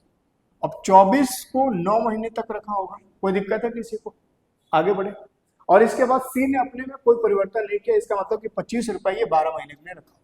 अब इसको काट करके छोटा कर लेते हैं, ठीक है। अब देखो 3 से काटोगे 4 बार में, 3 से पूरा कट जाएगा, 3 से 3 बार में, 3 से 1 बार में, 3 से 3 बार में, और कुछ कट रहा है 2 से कट जाएगा, 2 से कितने बार में कटेगा 2 बार में, 2 से ये 15 बार में, 2 से ये कट जाएगा 12 बार में, और 2 से ये 10 बार में कट जाएगा, ये कटेगा 2 से 8 बार में। तो ए का जो फाइनल प्रॉफिट रेशियो बनेगा वो कितना आ जाएगा, ए का होगा 10 3 30 और 8 38, और बी का कितना आ जाएगा 12 3 36 और 15, तो ये हो जाएगा 51, और इसका सी का कितना आएगा 25 दूनी 50। अब आप मुझे बताइए कि कुल प्रॉफिट कितना था 2,16,840, ठीक है मेरे दोस्त। अब इसका अगर देखा जाए तो ये कुल प्रॉफिट था, कुल प्रॉफिट मतलब कि अगर रेशियो के अकॉर्डिंग अगर देखा जाए कुल प्रॉफिट तो कितना हो जाएगा 50 50 100 38 और 1 39 139। इट मीन्स कि अपने पास 139 यूनिट की वैल्यू गिवन था और पूछा सी की वैल्यू था, मतलब 50 की वैल्यू, तो 50 से मल्टीप्लाई कर दिया। अब इतनी सी बात बताइए मुझे कि यहाँ पे देखो ये वाला 2 ऑप्शन तो नहीं हो सकता, क्यों नहीं हो सकता, क्योंकि यहाँ पे भी अगर यूनिट डिजिट 0 है, यहाँ भी 0 है, मल्टीप्लाई करेंगे तो 2 0 तो बनेगा, क्लियर है बात लास्ट में। अब इतनी सी बात और समझ लीजिए कि नीचे में अगर कोई 0 नहीं है या जीरो को काटने वाला 2 या 5 कुछ ऐसा नहीं है, क्योंकि भाई 139 में ना 2 बनेगा ना 5 बनेगा, तो इसका मतलब कि 2 जीरो तो अंत में आएगा ही आएगा। तो ये 2 ऑप्शन तो ऐसे खत्म हो गए। बाकी इसको सॉल्व करिएगा तो 139 से कितने बार में कटेगा, 139 से एक बार में कट जाएगा। 139 से एक बार में कटने का मतलब मेरे भाई ये हुआ कि तुम्हारा यहाँ से अगर देखा जाए तो बच कितना आ जाएगा, 39 एक 40, 61 और ये हो जाएगा 16, तो ये हो जाएगा 61 7 77 बच जाएगा। अब आप मुझे एक बात बताइए, अगर देखा जाए तो फिर से ऊपर से आ जाएगा कितना 8। अब एक बात समझिएगा, पूरा सॉल्व नहीं करना है। अगर ऊपर से आ गया 8, अब फिर इसको 139 से डिवाइड करेंगे तो मैक्सिमम में कितना जा सकता है, तो मैक्सिमम आप बोलोगे सर 5 बार में जा सकता है, बोलो हाँ यार, क्लियर हो या ना। भाई मेरे यहाँ पे मैक्सिमम कितने बार में जा सकता है, तो आप कहोगे 5 बार में। क्यों, क्योंकि 13 5 65 मतलब 650 और 9 5 45 मतलब 650 और 45 मिलकर कितना हो जाएगा 695। भाई अगर देखा जाए तो 13 छक 78 780 हो जाएगा कि नहीं हो जाएगा। तो ये 6 बार में तो नहीं जा सकता, 5 बार में जाएगा। और जैसा कि यहाँ पे यूनिट डिजिट 4 दिख रहा है मुझे, और यहाँ पे नीचे में कितना था 9 था, तो ये 9 और यहाँ पे यूनिट डिजिट 4 है, इसका मतलब ये भी क्लियर होगा कि यहाँ पे 6 ही आएगा, बोलो है ना, 6 9 54। भाई लास्ट में 4 तभी बनेगा जब 9 को 6 से मल्टीप्लाई करेंगे। क्लियर है बात या नहीं। अब यहाँ पे 1 जीरो आ रहा है तो कहीं ना कहीं 1 जीरो यहाँ भी आएगा। इसका मतलब एक बार चेक कर लीजिएगा, क्रॉस चेक कर लीजिएगा, ये कुल 1560 बार में कटेगा। अब 1560 का मतलब ये हुआ कि अगर 1560 बार में कट जाएगा तो सॉरी, इसको मल्टीप्लाई जब करेंगे 50 से तो कितना हो जाएगा, 15 5 75, 75,000, तो ये ऐसे ही आ जाएगा, बोलो हाँ या ना। और 6 5 30, 3000 और जोड़ लो, 78,000, option C is the correct answer. ठीक है, बात समझ आ रही है। चलो अगला प्रश्न, एक वर्ष में खेले जाने वाले 240 मैचों में से एक क्रिकेट टीम उनमें से 80% में जीत प्राप्त करना चाहती है। पहले ही खेले जा चुके 65% मैचों में से सफलता दर 75% की थी। लक्ष्य तक पहुंचने के लिए शेष मैचों में सफलता दर कितनी होनी चाहिए। देखो इस प्रकार के प्रश्न के लिए आपको यूज करना चाहिए एलिगेशन। अब एलिगेशन आप कैसे इस्तेमाल करेंगे तो ध्यान से समझिएगा। एलिगेशन इस्तेमाल करने का कॉन्सेप्ट क्या होता है कि हम कोई भी दो चीज को मिलाते हैं, मिलाने के बाद एक तीसरी चीज बन जाती है यहाँ, ठीक है ना। अब यहाँ से इन दोनों को किस रेशियो में मिलाया होगा, तो यहाँ पे इसके क्वांटिटी रेशियो आ जाता है, क्वांटिटी रेशियो। क्लियर है बात, यही अप्रोच होता है। क्लियर है बात या नहीं। अब आप मुझे एक बात बताइएगा कि टोटल 240 मैच था, हमें उससे कोई मतलब नहीं है। कुल मैच में एवरेज जीत हमें कितना चाहिए था, 80%। तो कुल मैच में अगर मुझे 80% जीत चाहिए तो इसका मतलब कि वो एवरेज वैल्यू जो होगा वो कहाँ पे आ जाएगा, बीच में आ जाएगा। समझ आ रही है बात है ना। वैल्यू को पुट करना और कौन सी वैल्यू कहाँ पे पुट करना, ये भी बहुत इंपॉर्टेंट बात है। बहुत सारे लोगों को इसमें ये भी नहीं पता होता भाई, अगर कुल मैच में हमें 80% मैच में जीत प्राप्त करना है, सॉरी कुल मैच में 80% जीत हमें चाहिए ही चाहिए, इसका मतलब कि एवरेज जो जीत होगा, एवरेज जो विनिंग परसेंट होगा वो कितना होगा, 80%। और बीच में जो वैल्यू रखते हैं हम क्या रखते हैं, एवरेज ही तो रखते हैं। बोलो हाँ या ना। क्लियर है बात। ये आ गया 80। अब ऐसा बोला गया कि पहले खेले गए 65% मैच में, इसका 65% मैच खेला गया कितना होगा ये नहीं निकालना है, बस ये हमें पता चल गया कि इसका 65% मैच में 75% सफलता का दर रहा है। इसका मतलब ये है, मान लेते हैं कि पहला जो मैच था 240 में से 65% मैच में कहीं ना कहीं मेरे दोस्त वो कितना परसेंट जीत हासिल किया है, 75%। तो 75% यहाँ आ जाएगा। क्लियर है बात। तो बताना ये था कि अगर 240 में से 65% जीत में सफलता दर ये है, तो आप मुझे बताइए कि अगर टोटल ये 100% है, इसका 65% खेला जा चुका है, तो बचा कितना होगा, 35%। तो शेष मैच 35% अभी भी बचा है। अब इस 35% मैच में सफलता दर क्या होना चाहिए, मतलब इसकी वैल्यू आपको बताना है। क्लियर है बात। और देखो एलिगेशन इससे पहले आप पढ़ चुके हैं, अगर आईबी का एग्जाम देने जा रहे हैं तो नो डाउट इसमें कोई दो राय नहीं है। इतना मान करके चल रहे हैं कि आपको बेसिक नॉलेज इसका जरूरी रहा होगा, क्योंकि आईबी में भाई नॉर्मल प्रश्न तो नहीं आते, इस बात को आप बहुत अच्छे से जानते हैं। तो पूरा तैयारी के साथ ही जा रहे होंगे। हमारा काम है आपको प्रैक्टिस कराना और एग्जाम में कौन सा प्रश्न आ सकता है उससे रिलेटेड डिस्कस करना। ठीक है, तो ये 100% मान के चलो कि ये प्रश्न आएंगे ही आएंगे, क्योंकि प्रीवियस ईयर अगर देखा जाए तो उसके हिसाब से ये सारी चीजें पता चलता है। अब ध्यान से देखो, एलिगेशन यहाँ पे कैसे इस्तेमाल करेंगे? एलिगेशन इस्तेमाल करने का तरीका क्या होता है, एक बात आप हमेशा ध्यान रखिएगा कि ये दोनों वैल्यू से कभी भी एवरेज वैल्यू बड़ी नहीं हो सकती या इन दोनों से ये छोटी नहीं हो सकती। मतलब इसका ये कि किसी एक से ये बड़ा होगा और किसी एक से ये छोटा होगा। अब अगर इससे ये बड़ा है तो नो डाउट इससे ये छोटा होगा, इसका मतलब कि यहाँ पे जो वैल्यू आएगा वो 80 से ज्यादा आएगा। क्लियर है बात? अब यहाँ पे क्वांटिटी रेशियो कैसे निकालते हैं? तो क्वांटिटी रेशियो निकालने के लिए मेरे भाई, क्वांटिटी रेशियो निकालने के लिए क्या तरीका होता है? क्वांटिटी रेशियो निकालने के लिए इन दोनों के बीच का डिफरेंस कितना है मेरे भाई? तो इन दोनों के बीच का डिफरेंस ये आ गया 5। भाई 5 ही तो होगा, बोलो हाँ या ना। अब आप मुझे एक बात बताइए कि यहाँ पे अगर देखा जाए तो इस मैच का, अगर मैं पूछूं आपसे कि बताओ मैच के बीच का रेशियो क्या हो, तो आप बोलोगे कि सर यहाँ पे 65% मैच खेला गया था और यहाँ पे 35% मैच खेला गया था। इसका मतलब कि इनके बीच का रेशियो कितना बनेगा? 5 से काटोगे 13 बार में, 5 से काटोगे कितने बार में? 7 बार में। क्लियर है बात? तो इन दोनों ही पार्ट, जैसे पहले 65% और इसके बाद 35% खेला गया, तो मैच के बीच का जो रेशियो बनेगा वो 13 और 7 का बनेगा। अब आप मुझे बताइए कि इस 7 की वैल्यू अगर देखा जाए तो यहाँ पे इन दोनों के बीच डिफरेंस के रूप में कितना मिल रहा है मुझे? 5। इसका मतलब कि अगर 7 बराबर है 5 के तो 1 बराबर कितना होगा मेरे भाई? 5/7। इसमें किसी को कोई दिक्कत है? अगर 1 बराबर है 5/7 के तो आप मुझे बताओ कि 13 बराबर किसका होगा? तो इसको मल्टीप्लाई कर दो 5/7 से, तो मुझे ये पता चल गया कि यहाँ पे जो वैल्यू निकल करके आएगी वो कितना आएगी? 65/7। और 65/7 का मतलब इसको अगर सॉल्व करा जाए तो 7 9 63 बचेगा कितना? 2, और फिर एक पॉइंट लगा देंगे तो 0 आ जाएगा, मतलब कि 20 हो जाएगा। अब 7 से डिवाइड करेंगे तो लगभग 3 बार में कट जाएगा, क्योंकि 7 या 21 होता है, तो यहाँ पे 9.3 अप्रोक्स में आएगा। क्लियर है बात? अब आपको पता है कि इन दोनों के बीच का डिफरेंस हम यहां लिखते हैं, इन दोनों के बीच का डिफरेंस हम यहां लिखते हैं। तो आप मुझे बताओ कि एक्चुअल में यहाँ पे डिफरेंस, एक्चुअल में यहाँ इन दोनों के बीच का डिफरेंस 5 ना होकर के कितना होना चाहिए? 5/7। बोलो हाँ या ना। सॉरी, यहाँ पे होना चाहिए था कितना? 35/7। भाई 1 की वैल्यू 5/7, तो यहाँ पे 7 की वैल्यू कितना? 35/7। इन दोनों के बीच की जो डिफरेंस होना चाहिए एक्चुअल में कितना? 35/7, और इन दोनों के बीच का डिफरेंस एक्चुअल में कितना होना चाहिए था? 9.3। अब हमें पता है कि इन दोनों के बीच का डिफरेंस अगर 9.3 है, इसका मतलब कि यहाँ पे जो वैल्यू आएगा वो कितना आएगा? 89.3, क्योंकि इन दोनों के बीच का डिफरेंस तो यहाँ पे रखना था। अब इसका मतलब ये कि अगर इन दोनों के बीच का डिफरेंस यहाँ रखना था तो या तो ये 80 से इतना कम होता या फिर 80 से इतना ये ज्यादा होता। तो भाई कम होने का सवाल ही नहीं था, क्योंकि इससे तो ये ऑलरेडी बड़ा होगा, बड़ा है। और अगर हम इसको भी 80 से कम रख देंगे तो ये दोनों से बड़ा हो जाएगा, एलिगेशन यहाँ फिट बैठेगा ही नहीं। समझ पा रहे हो क्या? तो यहाँ 89.3 मतलब ऑप्शन कौन सा होना चाहिए? Option D is the correct answer. ठीक है, चलिएगा अगला प्रश्न।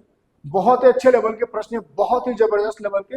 ये भी प्रश्न मेरे भाई बहुत ही अच्छे लेवल के हैं, मतलब जितना इसकी तारीफ करूं उतना कम पड़ जाए। ट्राई करो इसको, जल्दी से बताओ कितना होगा। नमक और पानी के 1 बिलियन में जिसमें 7.5% नमक है। देखो ध्यान से समझना, कोई एक बिलियन है जिसमें, अच्छा बिलियन में नमक और पानी है, लेकिन हमें पानी से मतलब नहीं है, नमक की वैल्यू दे रखा है कितना? 7.5। कोई एक बिलियन है जिसमें 7.5% नमक है, और उस बिलियन की जो कीमत है प्रति लीटर वो कितना है? 22.5। बहुत ध्यान से समझना, 22.5, बहुत ध्यान से, क्योंकि अगर नजर बिछला तो फिर समझ नहीं आएगा। पता है ना, सावधानी हटी दुर्घटना घटी। नमक और पानी के एक अन्य बिलियन, दूसरा बिलियन में जो नमक की प्रतिशत है वो कितना है? 17.5%। क्लियर है बात? और इसका जो प्रति लीटर कीमत है वो कितना है? जेड है। इसके बाद नमक और पानी के 12 लीटर के बिलियन, जिसमें नमक कितना है मेरे भाई? तो आप बोलोगे नमक सर 22.5%। क्लियर है बात? लेकिन इसका कीमत कितना होगा? तो कुल कीमत दे रखा था 450। कुल कीमत कितना? 450। अब इस 450 में कुल कितना खरीदा गया है? 12 लीटर। इतनी सी बात समझ आ रही है? अगर इसको काटा जाए तो कितने बार में कटेगा? 12 3 36, और ये हो जाएगा 12 7 84, 37.5। क्लियर है बात? इसका मतलब ये है कि जो तीसरा जो यहाँ पे बिलियन है जिसका कीमत प्रति लीटर 37.5 रुपीज होगा। कोई दिक्कत है किसी को? बताओ। हमें जेड की वैल्यू बताना था। अब अगर इसको बेसिक से जाओगे बहुत कैलकुलेटिव होगा, यहाँ पे लगा लो सिंपली एलिगेशन वाला तरीका। अब एलिगेशन मेथड क्या कहती है, यहाँ भी सिंपली एलिगेशन लग जाएगा। एक ऐसा बिलियन है जिसमें हमारे पास 7.5% नमक है। दूसरा बिलियन यहाँ पे हमारा ये है जिसमें नमक जो है वो 22.5% है। और तीसरा बिलियन हमारे पास ये है जिसमें नमक कितना है, 17.5। अब कुछ लोग ये कहेंगे कि गुरुजी यहाँ पे 17.5 क्यों लिखे हैं, 17.5 तो यहाँ पे रखना चाहिए था। अभी मैंने बताया कि ये वैल्यू हमेशा एवरेज वैल्यू होती है। एवरेज का मतलब ये होगा कि एवरेज, अगर कोई भी नंबर का एवरेज की अगर बात किया जाए, औसत की जो बात किया जाए, तो कभी भी ऐसा नहीं होगा कि जो सबसे छोटी वैल्यू होगी उससे छोटा हो या जो सबसे बड़ी वैल्यू होगी उससे वो बड़ा हो। एवरेज हमेशा बड़ी, सबसे बड़ी और सबसे छोटी के बीच की वैल्यू होती है। तो इन दोनों में सबसे बड़ा ये है, सबसे छोटा ये है, तो ये जो वैल्यू आएगा वो एवरेज वैल्यू आएगा। क्लियर है बात? चलो, तो इतनी सी बात आप समझ चुके होंगे मेरे ख्याल से कि पहले में अगर पहले बिलियन में 7.5% नमक है, दूसरे में 22.5% नमक है, तीसरे में 17.5% नमक है। अब यहाँ पे अगर पहले और दूसरे का क्वांटिटी रेशियो निकाल लिया जाए तो कैसे निकालेंगे? इन दोनों के बीच का डिफरेंस, इन दोनों के बीच का डिफरेंस आ जाएगा 10, तो ये आ जाएगा 10 यहाँ पे। इन दोनों के बीच का डिफरेंस कितना है? 5, तो ये यहाँ पे आ जाएगा। मतलब क्वांटिटी रेशियो 1 और 2 का बन जाएगा। बोलो हाँ या ना? मतलब इसका ये है कि इससे हमने कितना लिया, 1 लीटर, और इससे कितना लिया, 2 लीटर। भाई लीटर में यहाँ पे बात किया गया तो हम यहाँ पे ये मान करके चलेंगे कि इससे 1 लीटर लिया और इससे 2 लीटर लिया। अब आप मुझे बताइए कि इससे अगर हमने 1 लीटर लिया है तो इसका पहले वाले का जो प्राइस है वो कितना है? तो आप बोलोगे सर 22.5, तो 1 लीटर का जो प्राइस होगा वो 22.5 होगा। क्लियर है बात? दूसरे हम तीसरे बिलियन की बात करें जिसमें 22.5% नमक था, इसकी बात कर रहे हैं, ठीक है ना? दूसरे के रूप में ये है। अब आप मुझे बताइए कि अगर दूसरे के रूप में ये है जिसमें 22.5% नमक था, इसका जो पर लीटर कॉस्ट है वो कितना है? 37.5। अब अगर यहां से मैंने 2 लीटर लिया है तो 1 लीटर का रेट इतना है, तो 2 लीटर का रेट कितना होगा? 75। अब मेरे भाई दोनों को जोड़ देंगे तो ये क्या हमारा टोटल कॉस्ट नहीं आ जाएगा? और टोटल कॉस्ट को अगर हम, भाई अगर एवरेज निकालना है, मुझे एवरेज निकालना, अब ये कैसे पता कि मुझे एवरेज निकालना है? तो मेरे दोस्त यहाँ पे जो जेड की वैल्यू निकालना है, क्या ये तीसरे प्रकार के ही तो है? और तीसरा प्रकार का जो विलेन है जिसमें 17.5% नमक था, उसका एवरेज कॉस्ट कितना है? जेड है। तो एवरेज का मतलब कि जेड की वैल्यू अगर निकालना होगा तो हम क्या करेंगे? एवरेज निकालने के लिए sum of observation divide by number of observation. Sum तो कर दिया, नंबर कितना होगा? तो 2 + 1 3 हो जाएगा। तो ये कितना हो जाएगा? 75 और ये 22, ये हो जाएगा 9, 5 2 7, 1 मिनट, 5 2 7 और ये 7 2 9.5। 3 से डिवाइड करोगे तो कितने बार में कट जाएगा? देखो ये कट जाएगा तुम्हारा, और 3 3 9 और 3 दूनी 6, मतलब 32 समथिंग आएगा। 32 ऑप्शन बी आ रहा, यही इसका फाइनल आंसर होगा। ठीक है, क्लियर है बात?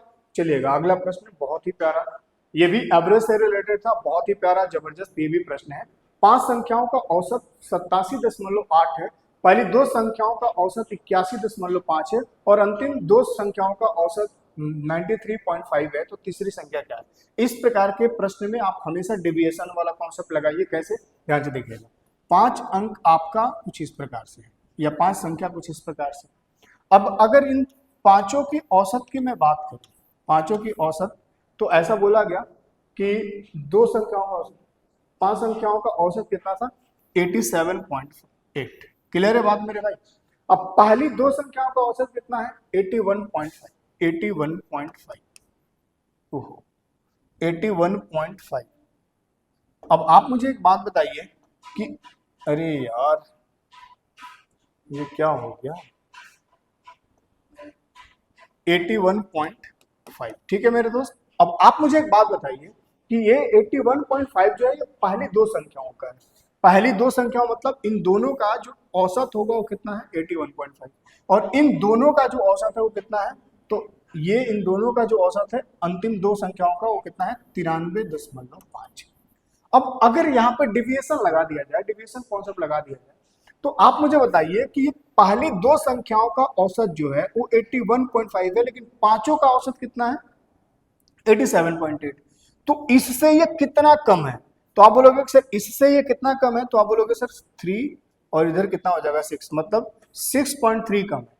अगर यहाँ पे डिविएशन देखा जाए तो कितना आ रहा है मेरे भाई? 6.3। अब आप मुझे बताइए कि अगर औसत में 6.3 की कमी आ रही है तो यहाँ पे भाई मेरे ये कितने संख्याओं का औसत था? 2 का। तो यहाँ से 2 से मल्टीप्लाई करोगे तो ओवरऑल डिविएशन में जो कमी आएगा वो कितने की आ जाएगा?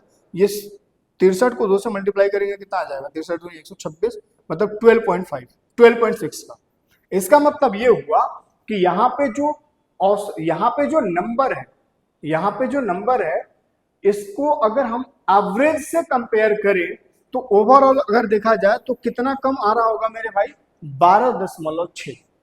औसत से, एक्चुअल एवरेज से ये दोनों नंबर का सम कितना कम आ रहा होगा? 12.6। और अगर यहाँ पे देखा जाए तो इन दोनों नंबर का जो सम होगा वो कितना होगा ये बात नहीं पता हमें, लेकिन हम चाहें तो डिविएशन वाले मेथड से पता कर सकते हैं कि कितना कम या कितना ज्यादा है। अब ध्यान से देखिए, ये है 93.5, ये कितना है? 87.8। अब आप मुझे बताइए कि औसत से ये कितना ज्यादा है?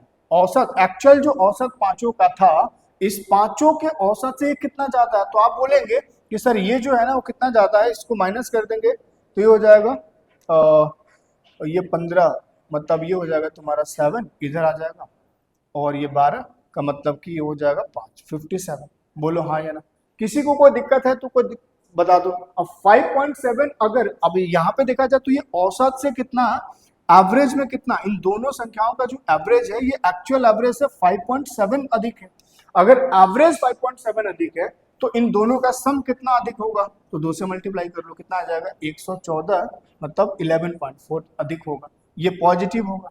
अब अगर यहाँ पे फाइनल डिविएशन निकाला जाए मेरे भाई तो माइनस का 12.6 प्लस 11.4, 11.4। अब यहाँ पे अगर मैं इसको सॉल्व करूं तो मुझे कितना मिल जाएगा? तो यहाँ पे प्लस का मुझे मिल जाएगा 1.2। बोलो हाँ या ना? इसका मतलब ये है कि जो ये पांचवी संख्या होगी वो कम से कम 87.8 तो होगी ही होगी। अब इसका मतलब ये हुआ कि यहाँ पे अगर ये वैल्यू पॉजिटिव में आ गया, इसका मतलब ये है कि जो यहाँ पे पांचवी संख्या थी वो एवरेज से कितना ज्यादा थी? इतना ज्यादा थी। तो इसमें प्लस कर देंगे 1.2 तो कितना आ जाएगा? 88 और 89, 89 is the correct answer, option C is the correct answer. अगर ये निगेटिव आता तो हम लोग क्या करते? एवरेज में उसको माइनस कर देते तो मुझे पांचवी संख्या मिल जाती। इसको करने का और तरीका भी है, मैं आपको बता दूं, आप करना चाहें तो कर सकते हैं। ध्यान से देखिएगा, ये 5 संख्याओं का औसत कितना? इतना है, तो आप 87.8 को 5 से मल्टीप्लाई कर दीजिए, इसका सम आ जाएगा। क्लियर है बात? इसके बाद क्या करिए, पहली दो संख्याओं का औसत इतना है तो 81.5 को 2 से मल्टीप्लाई कर दीजिए, फिर सम आ जाएगा। अंतिम दो संख्याओं का औसत इतना है 93.5, इसको 2 से मल्टीप्लाई कर दीजिएगा, इन दोनों का सम आ जाएगा। अब जो भी आएगा इसको जोड़ दीजिएगा तो 4 अंकों का सम आपको पता चल जाएगा। अब इसके बाद आप इसमें माइनस कर देंगे तो पांचवी संख्या की वैल्यू पता चल जाएगा। लेकिन आप वैसे करेंगे बहुत ज्यादा कैलकुलेटिव हो जाएगा, ठीक है? तो डिविएशन वाले से कर लीजिए, ज्यादा बेहतर है। अगले प्रश्न पे चलते हैं। अगला प्रश्न देखिएगा जरा ध्यान से, 44% वार्षिक साधारण ब्याज पर कोई धनराशि कितने वर्षों में स्वयं का 12 गुना हो जाएगी? अब आप मुझे बताइए कि कोई प्रिंसिपल मान लो भी 1 यूनिट के बराबर है, अगर ये अपने 12 गुना हो रही है, इसका मतलब कि अमाउंट के रूप में कितना मिल जाएगा? 12। अगर प्रिंसिपल लेगा तो अमाउंट कितना बन जाएगा? 12। अभी कितने 44% वार्षिक साधारण ब्याज से हुआ है, समय बताना है। रेट भी हमें पता है कितना, 44%। तो आप मुझे ये बताइए सबसे पहले एसआई निकालने का क्या तरीका होता है? एसआई बराबर क्या होता है? P into R into T divide by 100, यही होता है। अब आप मुझे बताइए कि कोई प्रिंसिपल 1 से 12 हो जाएगा, मतलब कि एसआई के रूप में कहीं ना कहीं 11 होगा, तो 11 बराबर प्रिंसिपल कितना? 1 इंटू आर कितना है? 44%, 44/100, और टाइम हमें निकालना था मेरे भाई। 11 से ये 4 बार में, 4 से काटेंगे 25 बार में, तो टाइम की वैल्यू कितना आ जाएगा? 25 year. Option C is the correct answer, ठीक है? अगला प्रश्न, संख्या, एक कोई संख्या है, संख्या के मूल्य में 32% की वृद्धि और संख्या के मूल्य में 28% कमी के बीच का अंतर 180 है। मान लीजिए कोई एक संख्या 100 यूनिट के बराबर है, आप इसको ऐसे समझिए, मान लेते हैं 100 की जगह x भी आप मान सकते हैं, ठीक है। अब जो भी उसकी वैल्यू होगी उसमें 32% वृद्धि किया गया, तो ये संख्या मान लो ये 100 है, तो वृद्धि करने का मतलब 32% 100 से कितना हो जाएगा, 132 हो जाएगा। बोलो हाँ या ना। और अगर उसी में हम 28% कमी कर दें, इसके मूल्य में ही 28% की कमी कर दें, तो भाई 28% कमी करने का मतलब 100 में 28 माइनस कर दोगे, कितना आ जाएगा, 72। कोई दिक्कत है किसी को? बोलो हाँ या ना। तो मेरे भाई अगर कोई दिक्कत नहीं है तो इन दोनों ही संख्याओं, बोला है ना कि इसके मूल्य में 32% वृद्धि और इसके मूल्य में 28% की कमी के बीच का अंतर 180 है। अब इन दोनों के बीच का जो अंतर बनेगा मेरे दोस्त, वो कितने का बनेगा? तो आप बोलोगे सर 60 का। बोलो हाँ या ना। लेकिन क्या आपको यहाँ पे इतना भी करना था? नहीं करना था भाई। एक केस में ये पॉजिटिव है, 32% वृद्धि हो रहा है, और दूसरे केस में निगेटिव है, मतलब 28% का वृद्धि हो रहा है। तो इसको दोनों को जोड़ देना था, डायरेक्ट आपको ऐसे भी पता चल जाता। खैर चलो, अब ये दोनों के बीच का डिफरेंस अगर 60 है, एक्चुअल में कितना है? तो 60 की वैल्यू मेरे दोस्त 180 है। तो अगर 60 बराबर 180, तो एक की वैल्यू कितना आ जाएगा? 3। और एक की वैल्यू 3, तो हमें क्या बताना था? संख्या बताना था। संख्या कितना हो जाएगा? 300, है ना। तो कितना हो जाएगा? Option B is the correct answer. Next, विश्राम बिंदु को छोड़कर के बस की गति 152 किलोमीटर प्रति घंटा है, विश्राम बिंदु सहित 114 किलोमीटर प्रति घंटा है, तो बस प्रति घंटा कितने मिनट रुकती है? इस प्रकार के प्रश्न हमेशा हर एक एग्जाम में आता है। अब आप मुझे बताइए कि अगर कोई बस से, मतलब अगर बिल्कुल रुके ना रास्ते में, अगर मान लो उसको किसी एक पॉइंट से दूसरे पॉइंट जाना है और रास्ते में अगर बिल्कुल भी ना रुके, तो उसको समय कम लगेगा, लगेगा कि नहीं? इसलिए उसकी एवरेज जो स्पीड है वो कितना है? 152 है। एवरेज स्पीड बिना रुके कितना? 152 है। लेकिन आप खुद बताओ जरा कि जब आप बीच बीच में रुक करके अपना समय गंवाओगे, तो समय गंवाने का मतलब कि समय ज्यादा लगेगा। अब जब समय ज्यादा लगेगा तो एवरेज स्पीड जब निकालोगे, टोटल डिस्टेंस अपॉन में टोटल टाइम, तो कहीं ना कहीं यहाँ पे स्पीड कम हो जाएगा, क्योंकि टाइम तुम्हारा ज्यादा लगा है रुक रुक करके। ठीक है, तो इसका रुक रुक करके स्पीड कितना था? 114। अब आपको बताना ये था कि बताओ प्रति घंटे ये कितना रुक रुक करके ये खराब कर रही है, मतलब कितने मिनट खराब कर रही है, ये आपको बताना था। अब आप मुझे बताओ कि अगर नहीं रुकती तो ये 152 किलोमीटर प्रति घंटा से चलती, लेकिन रुक रुक करके चल रही है, तो इसकी एवरेज गति 114 है। इसका मतलब कि कमी कितने की आ रही है मेरे दोस्त? तो कमी आ जाएगी 152 में इसको माइनस करेंगे तो ये हो जाएगा तुम्हारा कितना, और 38 की कमी आ जाएगा। किसी को कोई दिक्कत है? बोलो हाँ या ना। 38 ही है ना, एक बार देख लो। हाँ ठीक है, 38 की कमी आ जाएगा। अब पहले बिना रुके उसकी स्पीड ये थी, और रुक रुक करके चलने से उसकी स्पीड ये हो गई, तो इसका मतलब ये है कि अगर देखा जाए तो प्रति घंटा वो कितने का नुकसान कर रही है? 38 किलोमीटर। बोलो हाँ या ना। कितने का नुकसान कर रही है? अगर नहीं रुकती तो उसकी स्पीड ये थी, और रुक रुक करके चल रही है तो उसकी स्पीड ये है, तो प्रति घंटा ये कितने की नुकसान कर रही है अपने स्पीड में? 38 का। अब ये किसके रिस्पेक्ट में कर रही है? ये जो नुकसान हो रहा है वो किसके रिस्पेक्ट में हो रहा है? तो इसके जो एक्चुअल स्पीड होगा उसके रिस्पेक्ट में ये नुकसान हो रहा है। तो इसका मतलब ये कि ये जो 38 का जो नुकसान हो रहा है, ये 152 के रिस्पेक्ट में नुकसान होगा। बोलो हाँ या ना। तो इसको सॉल्व कर लो, जो आएगा वही आपका आंसर होगा। लेकिन यहाँ पे ये आवर में होगा, मिनट में चाहिए तो 60 से मल्टीप्लाई करना पड़ेगा। अब यहाँ पे इसको काटा जाए तो 4 से कितने बार में कटेगा? 4 3 12, और ये हो जाएगा तुम्हारा 4 8 32। 4 से कितने बार में कटेगा? 15 बार में। और 38 से 38 का मतलब ये हुआ कि यहाँ पे ये बस जो है, या जो भी है, जो भी है बस ही है ना, हाँ बस, प्रत्येक घंटा ये रुक रुक करके कितना मिनट? 15 मिनट ये बर्बाद कर चुकी होगी। मतलब ऑप्शन डी इसका फाइनल आंसर। नेक्स्ट प्रश्न, दो संख्याओं का वर्गों का योग। दो संख्याएं मान लो ए और बी के रूप में है, तो दो संख्याओं का वर्ग ए स्क्वायर प्लस बी स्क्वायर होगा, बराबर कितना है? 545। और इसके बाद उनके अंतर का वर्ग 1 है। इनके अंतर, भाई दो संख्याओं का अंतर जो होगा ये होगा। अब ऐसा बोला गया कि उनके अंतर का वर्ग, इसके अंतर का वर्ग करेंगे तो ये बराबर किसके है? 1 के, ऐसा बोला गया। तो दोनों संख्याओं का गुणनफल कितना होगा? भाई a माइनस बी का होल स्क्वायर क्या होता है? A square plus b square plus का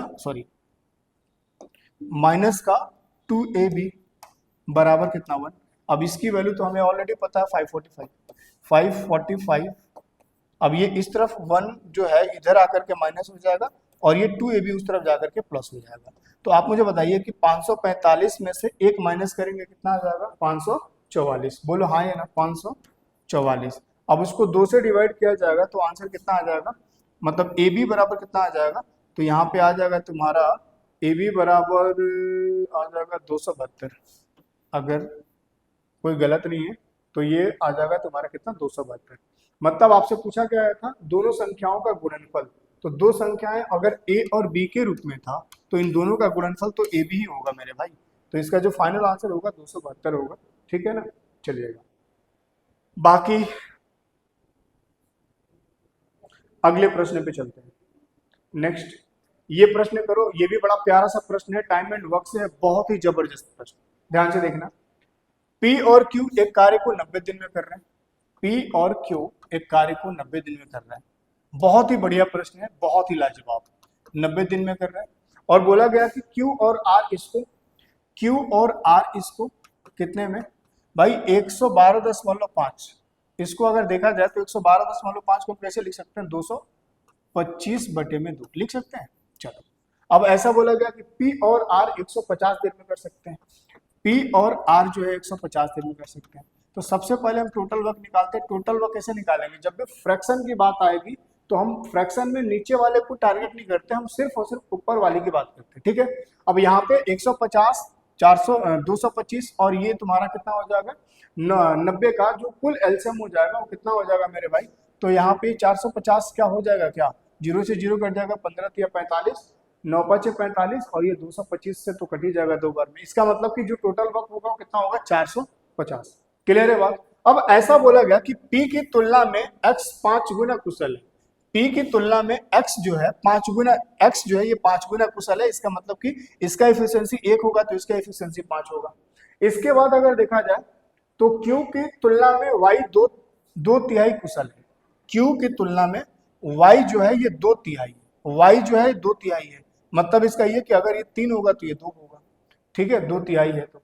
और R की तुलना में Z जो है वो 2.5 गुना है, R की तुलना में जो Z है वो 2.5 गुना है, Z अगर 2.5 गुना है इसका मतलब ये है कि यहाँ पे ये इसको 5/2 लिख लेंगे, मतलब इसका ये कि अगर ये 2 होगा तो ये कितना होगा 5 होगा। भाई अगर 2.5 गुना है R की तुलना में Z 2.5 गुना है, अगर R यहाँ पे मान लो 1 होगा तो Z कितना होगा 2.5 गुना का मतलब 5/2 होगा। अब 2 इस तरफ आकर का मल्टीप्लाई हो जाएगा। क्लियर है बात। अब अगर इस प्रश्न के हिसाब से देखा जाए तो इफिशियंसी कितना आएगा, P और Q अगर टोटल काम 90 दिन में कर रहे हैं तो एक दिन में कितना करे होंगे 5। Q और R अगर कुल काम इतने दिन में कर रहे हैं तो एक दिन का कार्य कितना आ जाएगा भाई 225/2, इसको डिवाइड करेंगे तो 225 से 2 बार में 2 ऊपर जाकर के मल्टीप्लाई हो जाएगा 4। समझे या नहीं समझे। अगर 425 को इससे डिवाइड करेंगे तो 2 ऊपर जाकर मल्टीप्लाई हो जाएगा, 225 से 2 बार में 2 तरीके 4 और 150 से 3 बार में कट जाएगा। किसी को कोई दिक्कत है तो बता दो, किसी को कोई दिक्कत है तो बता दो। अब आप मुझे एक बात बताओ कि यहाँ पे अगर देखा जाए तो मेरे भाई अगर टोटल वर्कर की मैं बात करूं तो सबको जोड़ोगे कितना आ जाएगा P + P 2P, Q और Q 2Q, R और R 2R, सबसे 2 कॉमन आ जाएगा तो यहाँ पे मुझे मिल जाएगा P + Q + R। बोलो हाँ है बराबर। इधर क्या मिलेगा, अब 5 4 9 9 3 12, किसी को कोई दिक्कत है 5 4 9 3 12, मतलब PQR का जो इफिशियंसी आ जाएगा, PQR का जो इफिशियंसी आ जाएगा वो कितना आ जाएगा, 2 से काटेंगे तो 6 बार में कट जाएगा। किसी को कोई दिक्कत है तो बताओ, नहीं होगा यहाँ तक आगे बढ़ते हैं। अब यहाँ से हम P Q और R का एक्चुअल इफिशियंसी निकाल लेते हैं, ठीक है ना। ये तो रेशियो वाला इफिशियंसी था, एक्चुअल इफिशियंसी यहाँ से निकल जाएगा।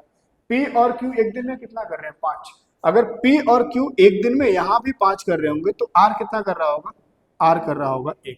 क्लियर है बात, क्योंकि तीनों मिलकर के 6 कर रहे हैं। भाई मेरे Q और R अगर एक दिन में 4 कर रहे हैं, Q और R एक दिन में 4 कर रहे हैं तो ये एक दिन में कितना कर रहा होगा, तो Q।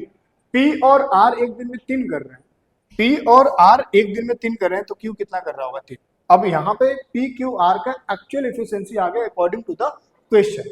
अब आप मुझे बताइए कि यहाँ P की वैल्यू 2 होना चाहिए लेकिन यहाँ पे कितना है 1 है, इसका मतलब ये कि अगर 1 बराबर है 2 के तो 5 बराबर कितना हो जाएगा 10 के। हम X की एफिशिएंसी निकाल लिए क्योंकि काम हमें X Y Z से तीनों से कराना था। उसी प्रकार से अगर देखा जाए तो Q की एफिशिएंसी यहाँ पे कितना है 3 है, यहाँ भी 3 है, इसका मतलब कि एक्चुअल में Y की जो एफिशिएंसी होगी वो 2 होगी। R की एफिशिएंसी यहाँ पे कितना है 1 है, तो अगर आर की एफिशिएंसी 1 है और मुझे इसको 1 बनाना है तो मुझे क्या करना पड़ेगा, 2 से डिवाइड करना पड़ेगा। इधर भी 2 से डिवाइड कर दीजिए। इसका मतलब कि अगर आर का एक्चुअल एफिशिएंसी 1 होगा तो जेड का एक्चुअल एफिशिएंसी कितना होगा, 5/2 मतलब 2.5 होगा। ठीक है, बात समझ आ रही है, 2.5 होगा 2.5। अब आपसे पूछा क्या गया था कि अगर बताओ पूरा काम हमें एक्स वाई जेड को एक साथ मिला करके कराना हो तो कितना समय लगेगा, ये आपको बताना था। भाई एक्स वाई जेड का एफिशिएंसी कितना है, 10, 2 12 और 2 14। मतलब इसका ये कि अगर तीनों की अगर बात करा जाए तो 14.5 यूनिट एक दिन में ये काम कर लेंगे। अगर 14.5 यूनिट एक दिन में काम कर लेंगे तो पूरा काम कितना था, पूरा काम 450 था, तो समय कितना लग जाएगा, 450 को डिवाइड कर दो 14.5 से, पॉइंट हटाओगे ऊपर चला जाएगा, 5 से काटेंगे 29 बार में, 5 से काटेंगे ये 90 बार, 900 बार में कट जाएगा। तो कौन सा ऑप्शन ऐसा है जो 900 बटे में 29 बना रहा है। भाई 9 एकम 9 3, ये तो नहीं हो सकता। ये 9 एकम 9 9 1 10 ये हो सकता है, 9 एकम 9 9 4 13 ये भी नहीं हो सकता, 9 एकम 9 9 8 17 ये भी नहीं हो सकता। मतलब ऑप्शन बी ही बना रहा है। ठीक है, बात समझ आ रही है कि नहीं आ रही है? बहुत ही प्यारा, बहुत ही जबरदस्त, बहुत ही लाजवाब प्रश्न। इस प्रश्न को जल्दी से करो। दूध और पानी के 60 लीटर के मिश्रण में पानी की मात्रा 40% है। पानी की मात्रा 60% तक बढ़ाने के लिए कितने लीटर पानी मिलाया जाना चाहिए। देखो जब भी इस प्रकार के प्रश्न है तो आपको क्या करना चाहिए, सबसे पहले देखो ध्यान आपको ये रखना होता है कि यहाँ पे कांस्टेंट क्या रहने वाला है, कांस्टेंट क्या रहने वाला है, कांस्टेंट क्या रहने वाला है। देखो इस प्रश्न को करने का एक नहीं कई सारा तरीका है, जितना मुझे आता है कम से कम मान करके चलो 7-8 तरीका से करा दें, ठीक है। लेकिन इसमें हम आपको एक मतलब एक लाइन का कॉन्सेप्ट बता रहे हैं, आप डायरेक्ट उससे कर सकते हो। जब भी इस प्रकार के प्रश्न है, टोटल मिश्रण अपने पास कितना था, 60 लीटर।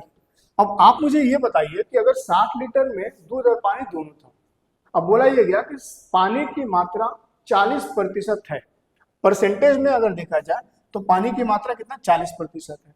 पानी की मात्रा मुझे 60% करना है, पहले 40% था अब 60% करना है, मतलब बढ़ाना है पानी की मात्रा।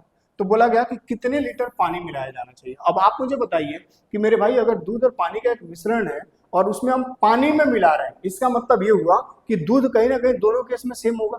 हाँ ये ना, समझ पा रहे हो, अगर हम पानी में मिला रहे हैं तो दूध की मात्रा जो होगा वो क्या होना चाहिए, सेम होना चाहिए।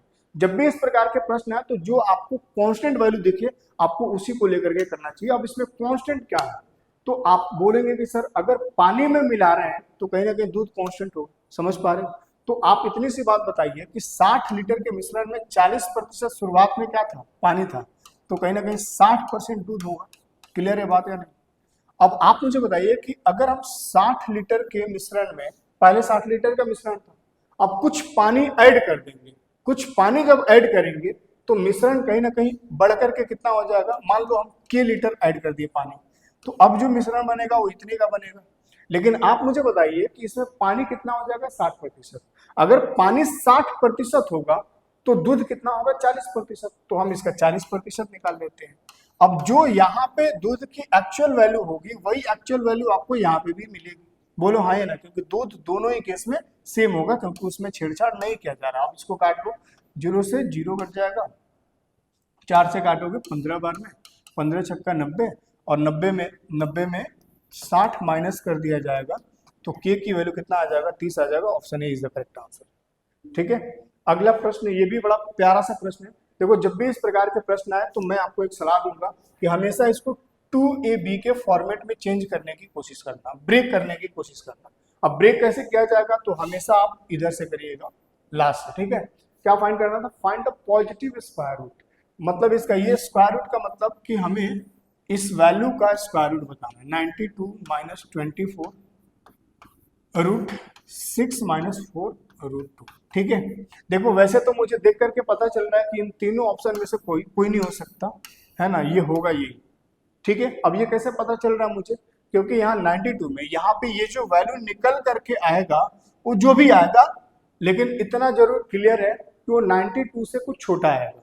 क्लियर है बात। तो जब 92 से कुछ छोटा आएगा तो जब 92 में माइनस करेंगे हम यहाँ पे, तो कहीं ना कहीं जो वैल्यू निकल करके आएगा वो निगेटिव तो नहीं होगा, पॉजिटिव भी होना चाहिए। बाकी आप इसको सॉल्व कर लीजिए।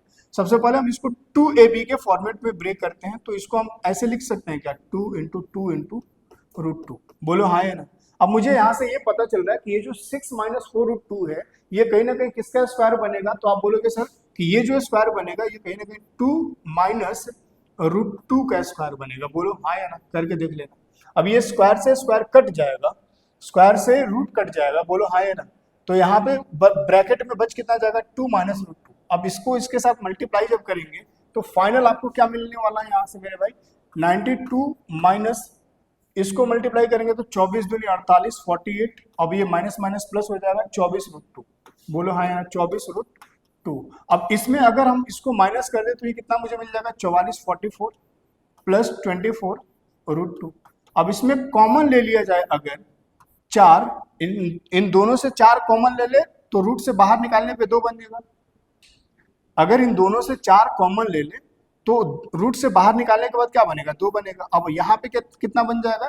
तो आप बोलोगे सर 11 यहाँ पे बच जाएगा और 4 कॉमन लेने के बाद यहाँ पे कितना हो जाएगा? 6√2। बोलो हाँ या ना। अब ये बात तो क्लियर है कि यहाँ पे फिर से अगर इसको 2ab के फॉर्मेट में चेंज करा जाए तो ये 2a 3 रख लेते हैं, b के जगह पे हम √2 रख लेते हैं, तो मल्टीप्लाई करेंगे तो 3 दूनी 6√2 बन जाएगा। बोलो हाँ या ना। अब जब इसका स्क्वायर करेंगे तो कहीं ना कहीं 3 का स्क्वायर कितना बन जाएगा? 9, और यहाँ पे 2 का स्क्वायर कितना बनेगा? और 2 का स्क्वायर 4 बनेगा, 2ab। ठीक है, √2 का स्क्वायर, क्योंकि 2ab में तो 2 कांस्टेंट ही रहेगा, तो 3 का स्क्वायर 9 हो जाएगा, 2 का स्क्वायर 2 होगा, 9 2 11 मिलकर के बन जाएगा। मतलब यहाँ पे ये क्या किसका स्क्वायर बनेगा? तो आप बोलोगे सर 3 प्लस √2 का स्क्वायर बनेगा। बोलो हाँ या ना। अब स्क्वायर से रूट खत्म हो जाएगा तो मल्टीप्लाई करने के बाद 3 दूनी 6 प्लस 2√2, तो 6 plus 2√2 option A is the correct answer. इस प्रकार के जब भी प्रश्न आता है तो उसको हम क्या करते हैं? ब्रेक करते हैं। ठीक है, 2ab के फॉर्म में। ये प्रश्न को करिएगा जल्दी से फटाफट, और ये प्रश्न लास्ट होगा, जल्दी से फटाफट। 861 लीटर वाइन से भरे एक पीपे से पहले y लीटर वाइन निकाली गई और उसे पानी से प्रतिस्थापित किया गया। प्रथम प्रतिस्थापन के बाद पीपे में वाइन और पानी का जो निम्नतम रूप है वो ए और बी के रूप में है। कम से कम जो उसका न्यूनतम रूप है उसका अनुपात ए और बी का अनुपात है, ऐसा बोला गया। फिर इसमें मिश्रण से y लीटर पानी निकाला गया और उसके स्थान पर उतनी ही पानी मिला दिया गया, और दूसरे परिस्थापन के बाद पीपे में वाइन और पानी का जो न्यूनतम रूप है वो कहीं ना कहीं 169 और 120 के रूप में है। तो बताना था कि y प्लस ए प्लस बी का मान क्या होगा। देखो जब भी इस प्रकार के प्रश्न है तो एक बहुत शानदार सा ट्रिक यहाँ पे लग जाता है, और कैसे लगेगा मैं आपको बताता हूँ। सबसे पहले इस प्रश्न को समझिए। मान लीजिए कि एक बर्तन है, इसमें वाइन पहले भरा गया, ठीक है ना, कितना 867 लीटर भरा गया मान लो। अब इसमें से हमने कुछ पानी निकाला, वाइन निकाला, कितना y लीटर। अब हमने यहाँ पे y लीटर अगर वाइन निकाल दिया, जितना निकाला उतनी ही इसमें पानी डाला, समझिएगा बात। और फिर से हमने क्या किया, फिर जो अब मिश्रण बनेगा, अब देखिए समझिएगा, मान लीजिए कि 867 लीटर ये भरा हुआ पूरा शराब से। अब इसमें y लीटर पानी है, y लीटर शराब निकाल करके y लीटर पानी मिला दोगे तो इसकी टोटल क्वांटिटी पे कोई फर्क तो नहीं पड़ेगा ना। फिर से हम क्या कर रहे हैं, फिर से हम इसमें से निकाल रहे हैं y लीटर मिश्रण, और y लीटर निकालने के बाद जो फाइनल रेशियो बन रहा है वो कितना 169 और 120 का बन रहा है। तो वो जब भी इस प्रकार के प्रश्न आए मेरे भाई, तो जब भी आप इस प्रकार के प्रश्न देखो तो आप करना क्या होगा, ध्यान से देखिएगा। इसमें एक कॉन्सेप्ट ये लगता है, wine upon wine plus water का रेशियो जो बनेगा वो क्या बनेगा, 1 minus A by B to the power n। अब यहाँ पे वाइन था, कई बार ये प्रश्न मिल्क से रिलेटेड होता है। अगर मान लीजिए शुरुआती में अगर ये मिल्क होता, प्योर मिल्क होता, तो रेशियो किसका आता, milk upon milk plus water. मतलब इसका ये है कि ये जो रेशियो बनेगा, अगर मान लीजिए शुरुआत से पहले शुरुआती दौर में बियर होगा तो इसमें जो रेशियो बनेगा वो क्या बनेगा, beer upon beer plus water, क्योंकि मिला क्या रहे हैं, वाटर। समझ पा रहे हैं आप। तो लास्ट में जो बचा होगा वो कहीं ना कहीं पानी और बियर का मिश्रण होगा। उसी प्रकार से यहाँ पे अगर वाइन था तो कहीं ना कहीं हम पानी, मान लो कि टोटल हमने क्वांटिटी से निकाला, पहले वाइन, प्योर वाइन निकाला, फिर पानी मिलाया, फिर निकाला, फिर मिलाया, तो कहीं ना कहीं लास्ट में जो टोटल बचा होगा वो तो आज भी 867 ही बचा होगा। लेकिन यहाँ पे जो बचा होगा ना उसमें अब प्योर वाइन नहीं होगा, वहां पे वाइन और वाटर दोनों होगा। ये मैं कहना चाह रहा हूँ। अब यहाँ पे कुल प्रोसेस कितने बार हुआ है? 2 बार हुआ है। पहले प्रोसेस के बाद वाइन और वाटर में रेशियो कितना बन जा रहा है? ए और बी का। और दूसरे प्रोसेस के बाद वाइन और वाटर में रेशियो कितना बन रहा है? इतने का बन रहा है। क्लियर है बात? अब आप मुझे बताओ कि यहाँ पे रेशियो कैसे निकाल लोगे? ध्यान से देखो, wine upon wine plus water बराबर 1 माइनस ए बाई बी। अब ए बाई बी क्या है? तो ये है आपका टोटल। ये ए क्या है? तो ये कहीं ना कहीं जो आप क्वांटिटी विदड्रॉ कर रहे हो, ये विदड्रॉ क्वांटिटी होता है ए के रूप में। ठीक है। अब एन का मतलब कि नंबर ऑफ टाइम्स, जितना आपने ये प्रयोग किया होगा, जितने बार आपने ये प्रयोग किया होगा। तो यहाँ पे कुल प्रयोग कितने? 2 बार हुआ है।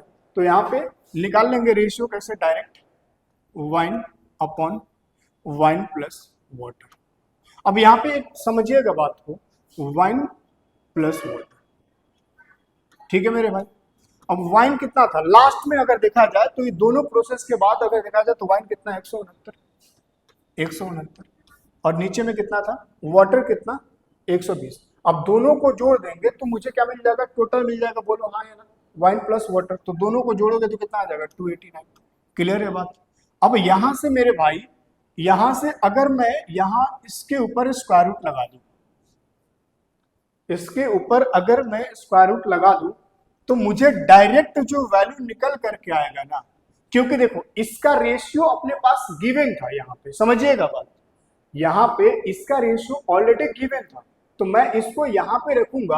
अब कितने बार किया गया प्रोसेस? 2 बार, तो ये 2 यहां आ जाएगा। अब ये 2 पावर इस तरफ शिफ्ट होगा तो ये स्क्वायर रूट में शिफ्ट हो जाएगा। तो वाइन और वाटर का जो रेशियो बनेगा पहले प्रोसेस के बाद, तो कितना बनेगा? तो 13 का स्क्वायर बन जाएगा और ये कितना? 17 का स्क्वायर बन जाएगा। क्लियर है बात? तो हमें यहां से ये पता चल रहा है, अब ये जो 13 और 17 का जो रेशियो बन रहा है दोस्त, इसका मतलब ये हुआ कि शुरुआती दौर में पहले, मतलब एक प्रोसेस होने के बाद जो वाइन और वाटर में रेशियो, वाइन और टोटल में जो रेशियो था वो कितने का था? 13 और 17। अब प्योर देखो, एक बार प्रोसेस किया गया तो उसमें वाइन कितना था?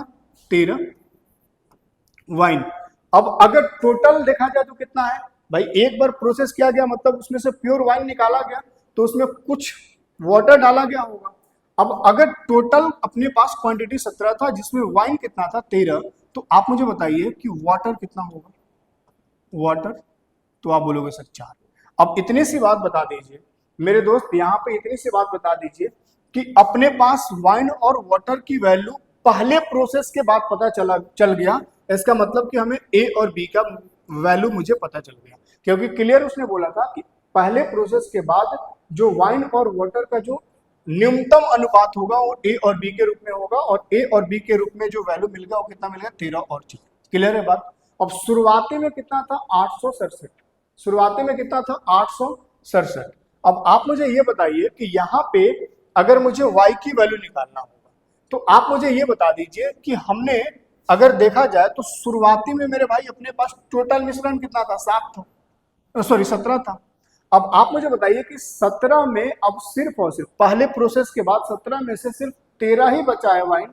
इसका मतलब ये है कि 4 निकाल लिया होगा। बोलो हाँ या ना? अब अपने पास 17 की वैल्यू एक्चुअल में कितना था? तो 17 यूनिट की जो वैल्यू है, 17 यूनिट की जो वैल्यू है वो एक्चुअल में कितना है? 867। अब इसको 17 से काटोगे तो 1 यूनिट की वैल्यू कितना आ जाएगा? 17 पचे 85 और 17 एकम 17, तो 1 यूनिट की वैल्यू कितना आ जाएगा? 51। और 1 यूनिट की वैल्यू 51 आ जाएगा। इसका मतलब कि 4 यूनिट की वैल्यू कितना हो जाएगा? तो इसको मल्टीप्लाई करोगे 4, 5 के 20, मतलब इसका ये 204 आ जाएगा। इसका मतलब ये कि ये कहीं ना कहीं आपको जो 4 यूनिट की वैल्यू हमने निकाला है वो किसका निकाला होगा? तो इस y की वैल्यू निकाला होगा। क्लियर है बात? क्योंकि y क्या है? तो पहले आपने y लीटर वाइन निकाला था, तो यहाँ पे जो निकाली गई जो क्वांटिटी थी वो कितना था? 4 यूनिट ही तो था भाई। पहले 17 था, 13 हो गया, तो कमी कितने की होगी? 4 की, मतलब y की वैल्यू 204 आ गया। अब तीनों को जोड़ना था, तो तीनों को जोड़ दो, 13 और 4 17, और 17 और 4 कितना हो जाएगा? 21। 17 और 4 21 और 200, मतलब 221 हो जाएगा। Option C is the correct answer. ठीक है, समझ आ रही है बातें? बाकी अगले प्रश्न तो थैंक यू के रूप में है। तो आज बस इतना ही इस सेशन में, बाकी अगले क्लास के बच्चे वेट कर रहे हैं। तो थोड़ा सा अगर लास्ट क्वेश्चन को हमने जल्दी में समझा दिया होगा, एक्चुअली जल्दी में इसलिए समझा दिया क्योंकि अगले क्लास के बच्चे वेट कर रहे हैं काफ़ी देर से, है ना। तो मिलते हैं इस आगे के अगले लेक्चर में दोस्त, तब तक रखेंगे अपना ख्याल। Bye bye, take care. जय हिंद, वंदे मातरम, राधे राधे, हर हर महादेव।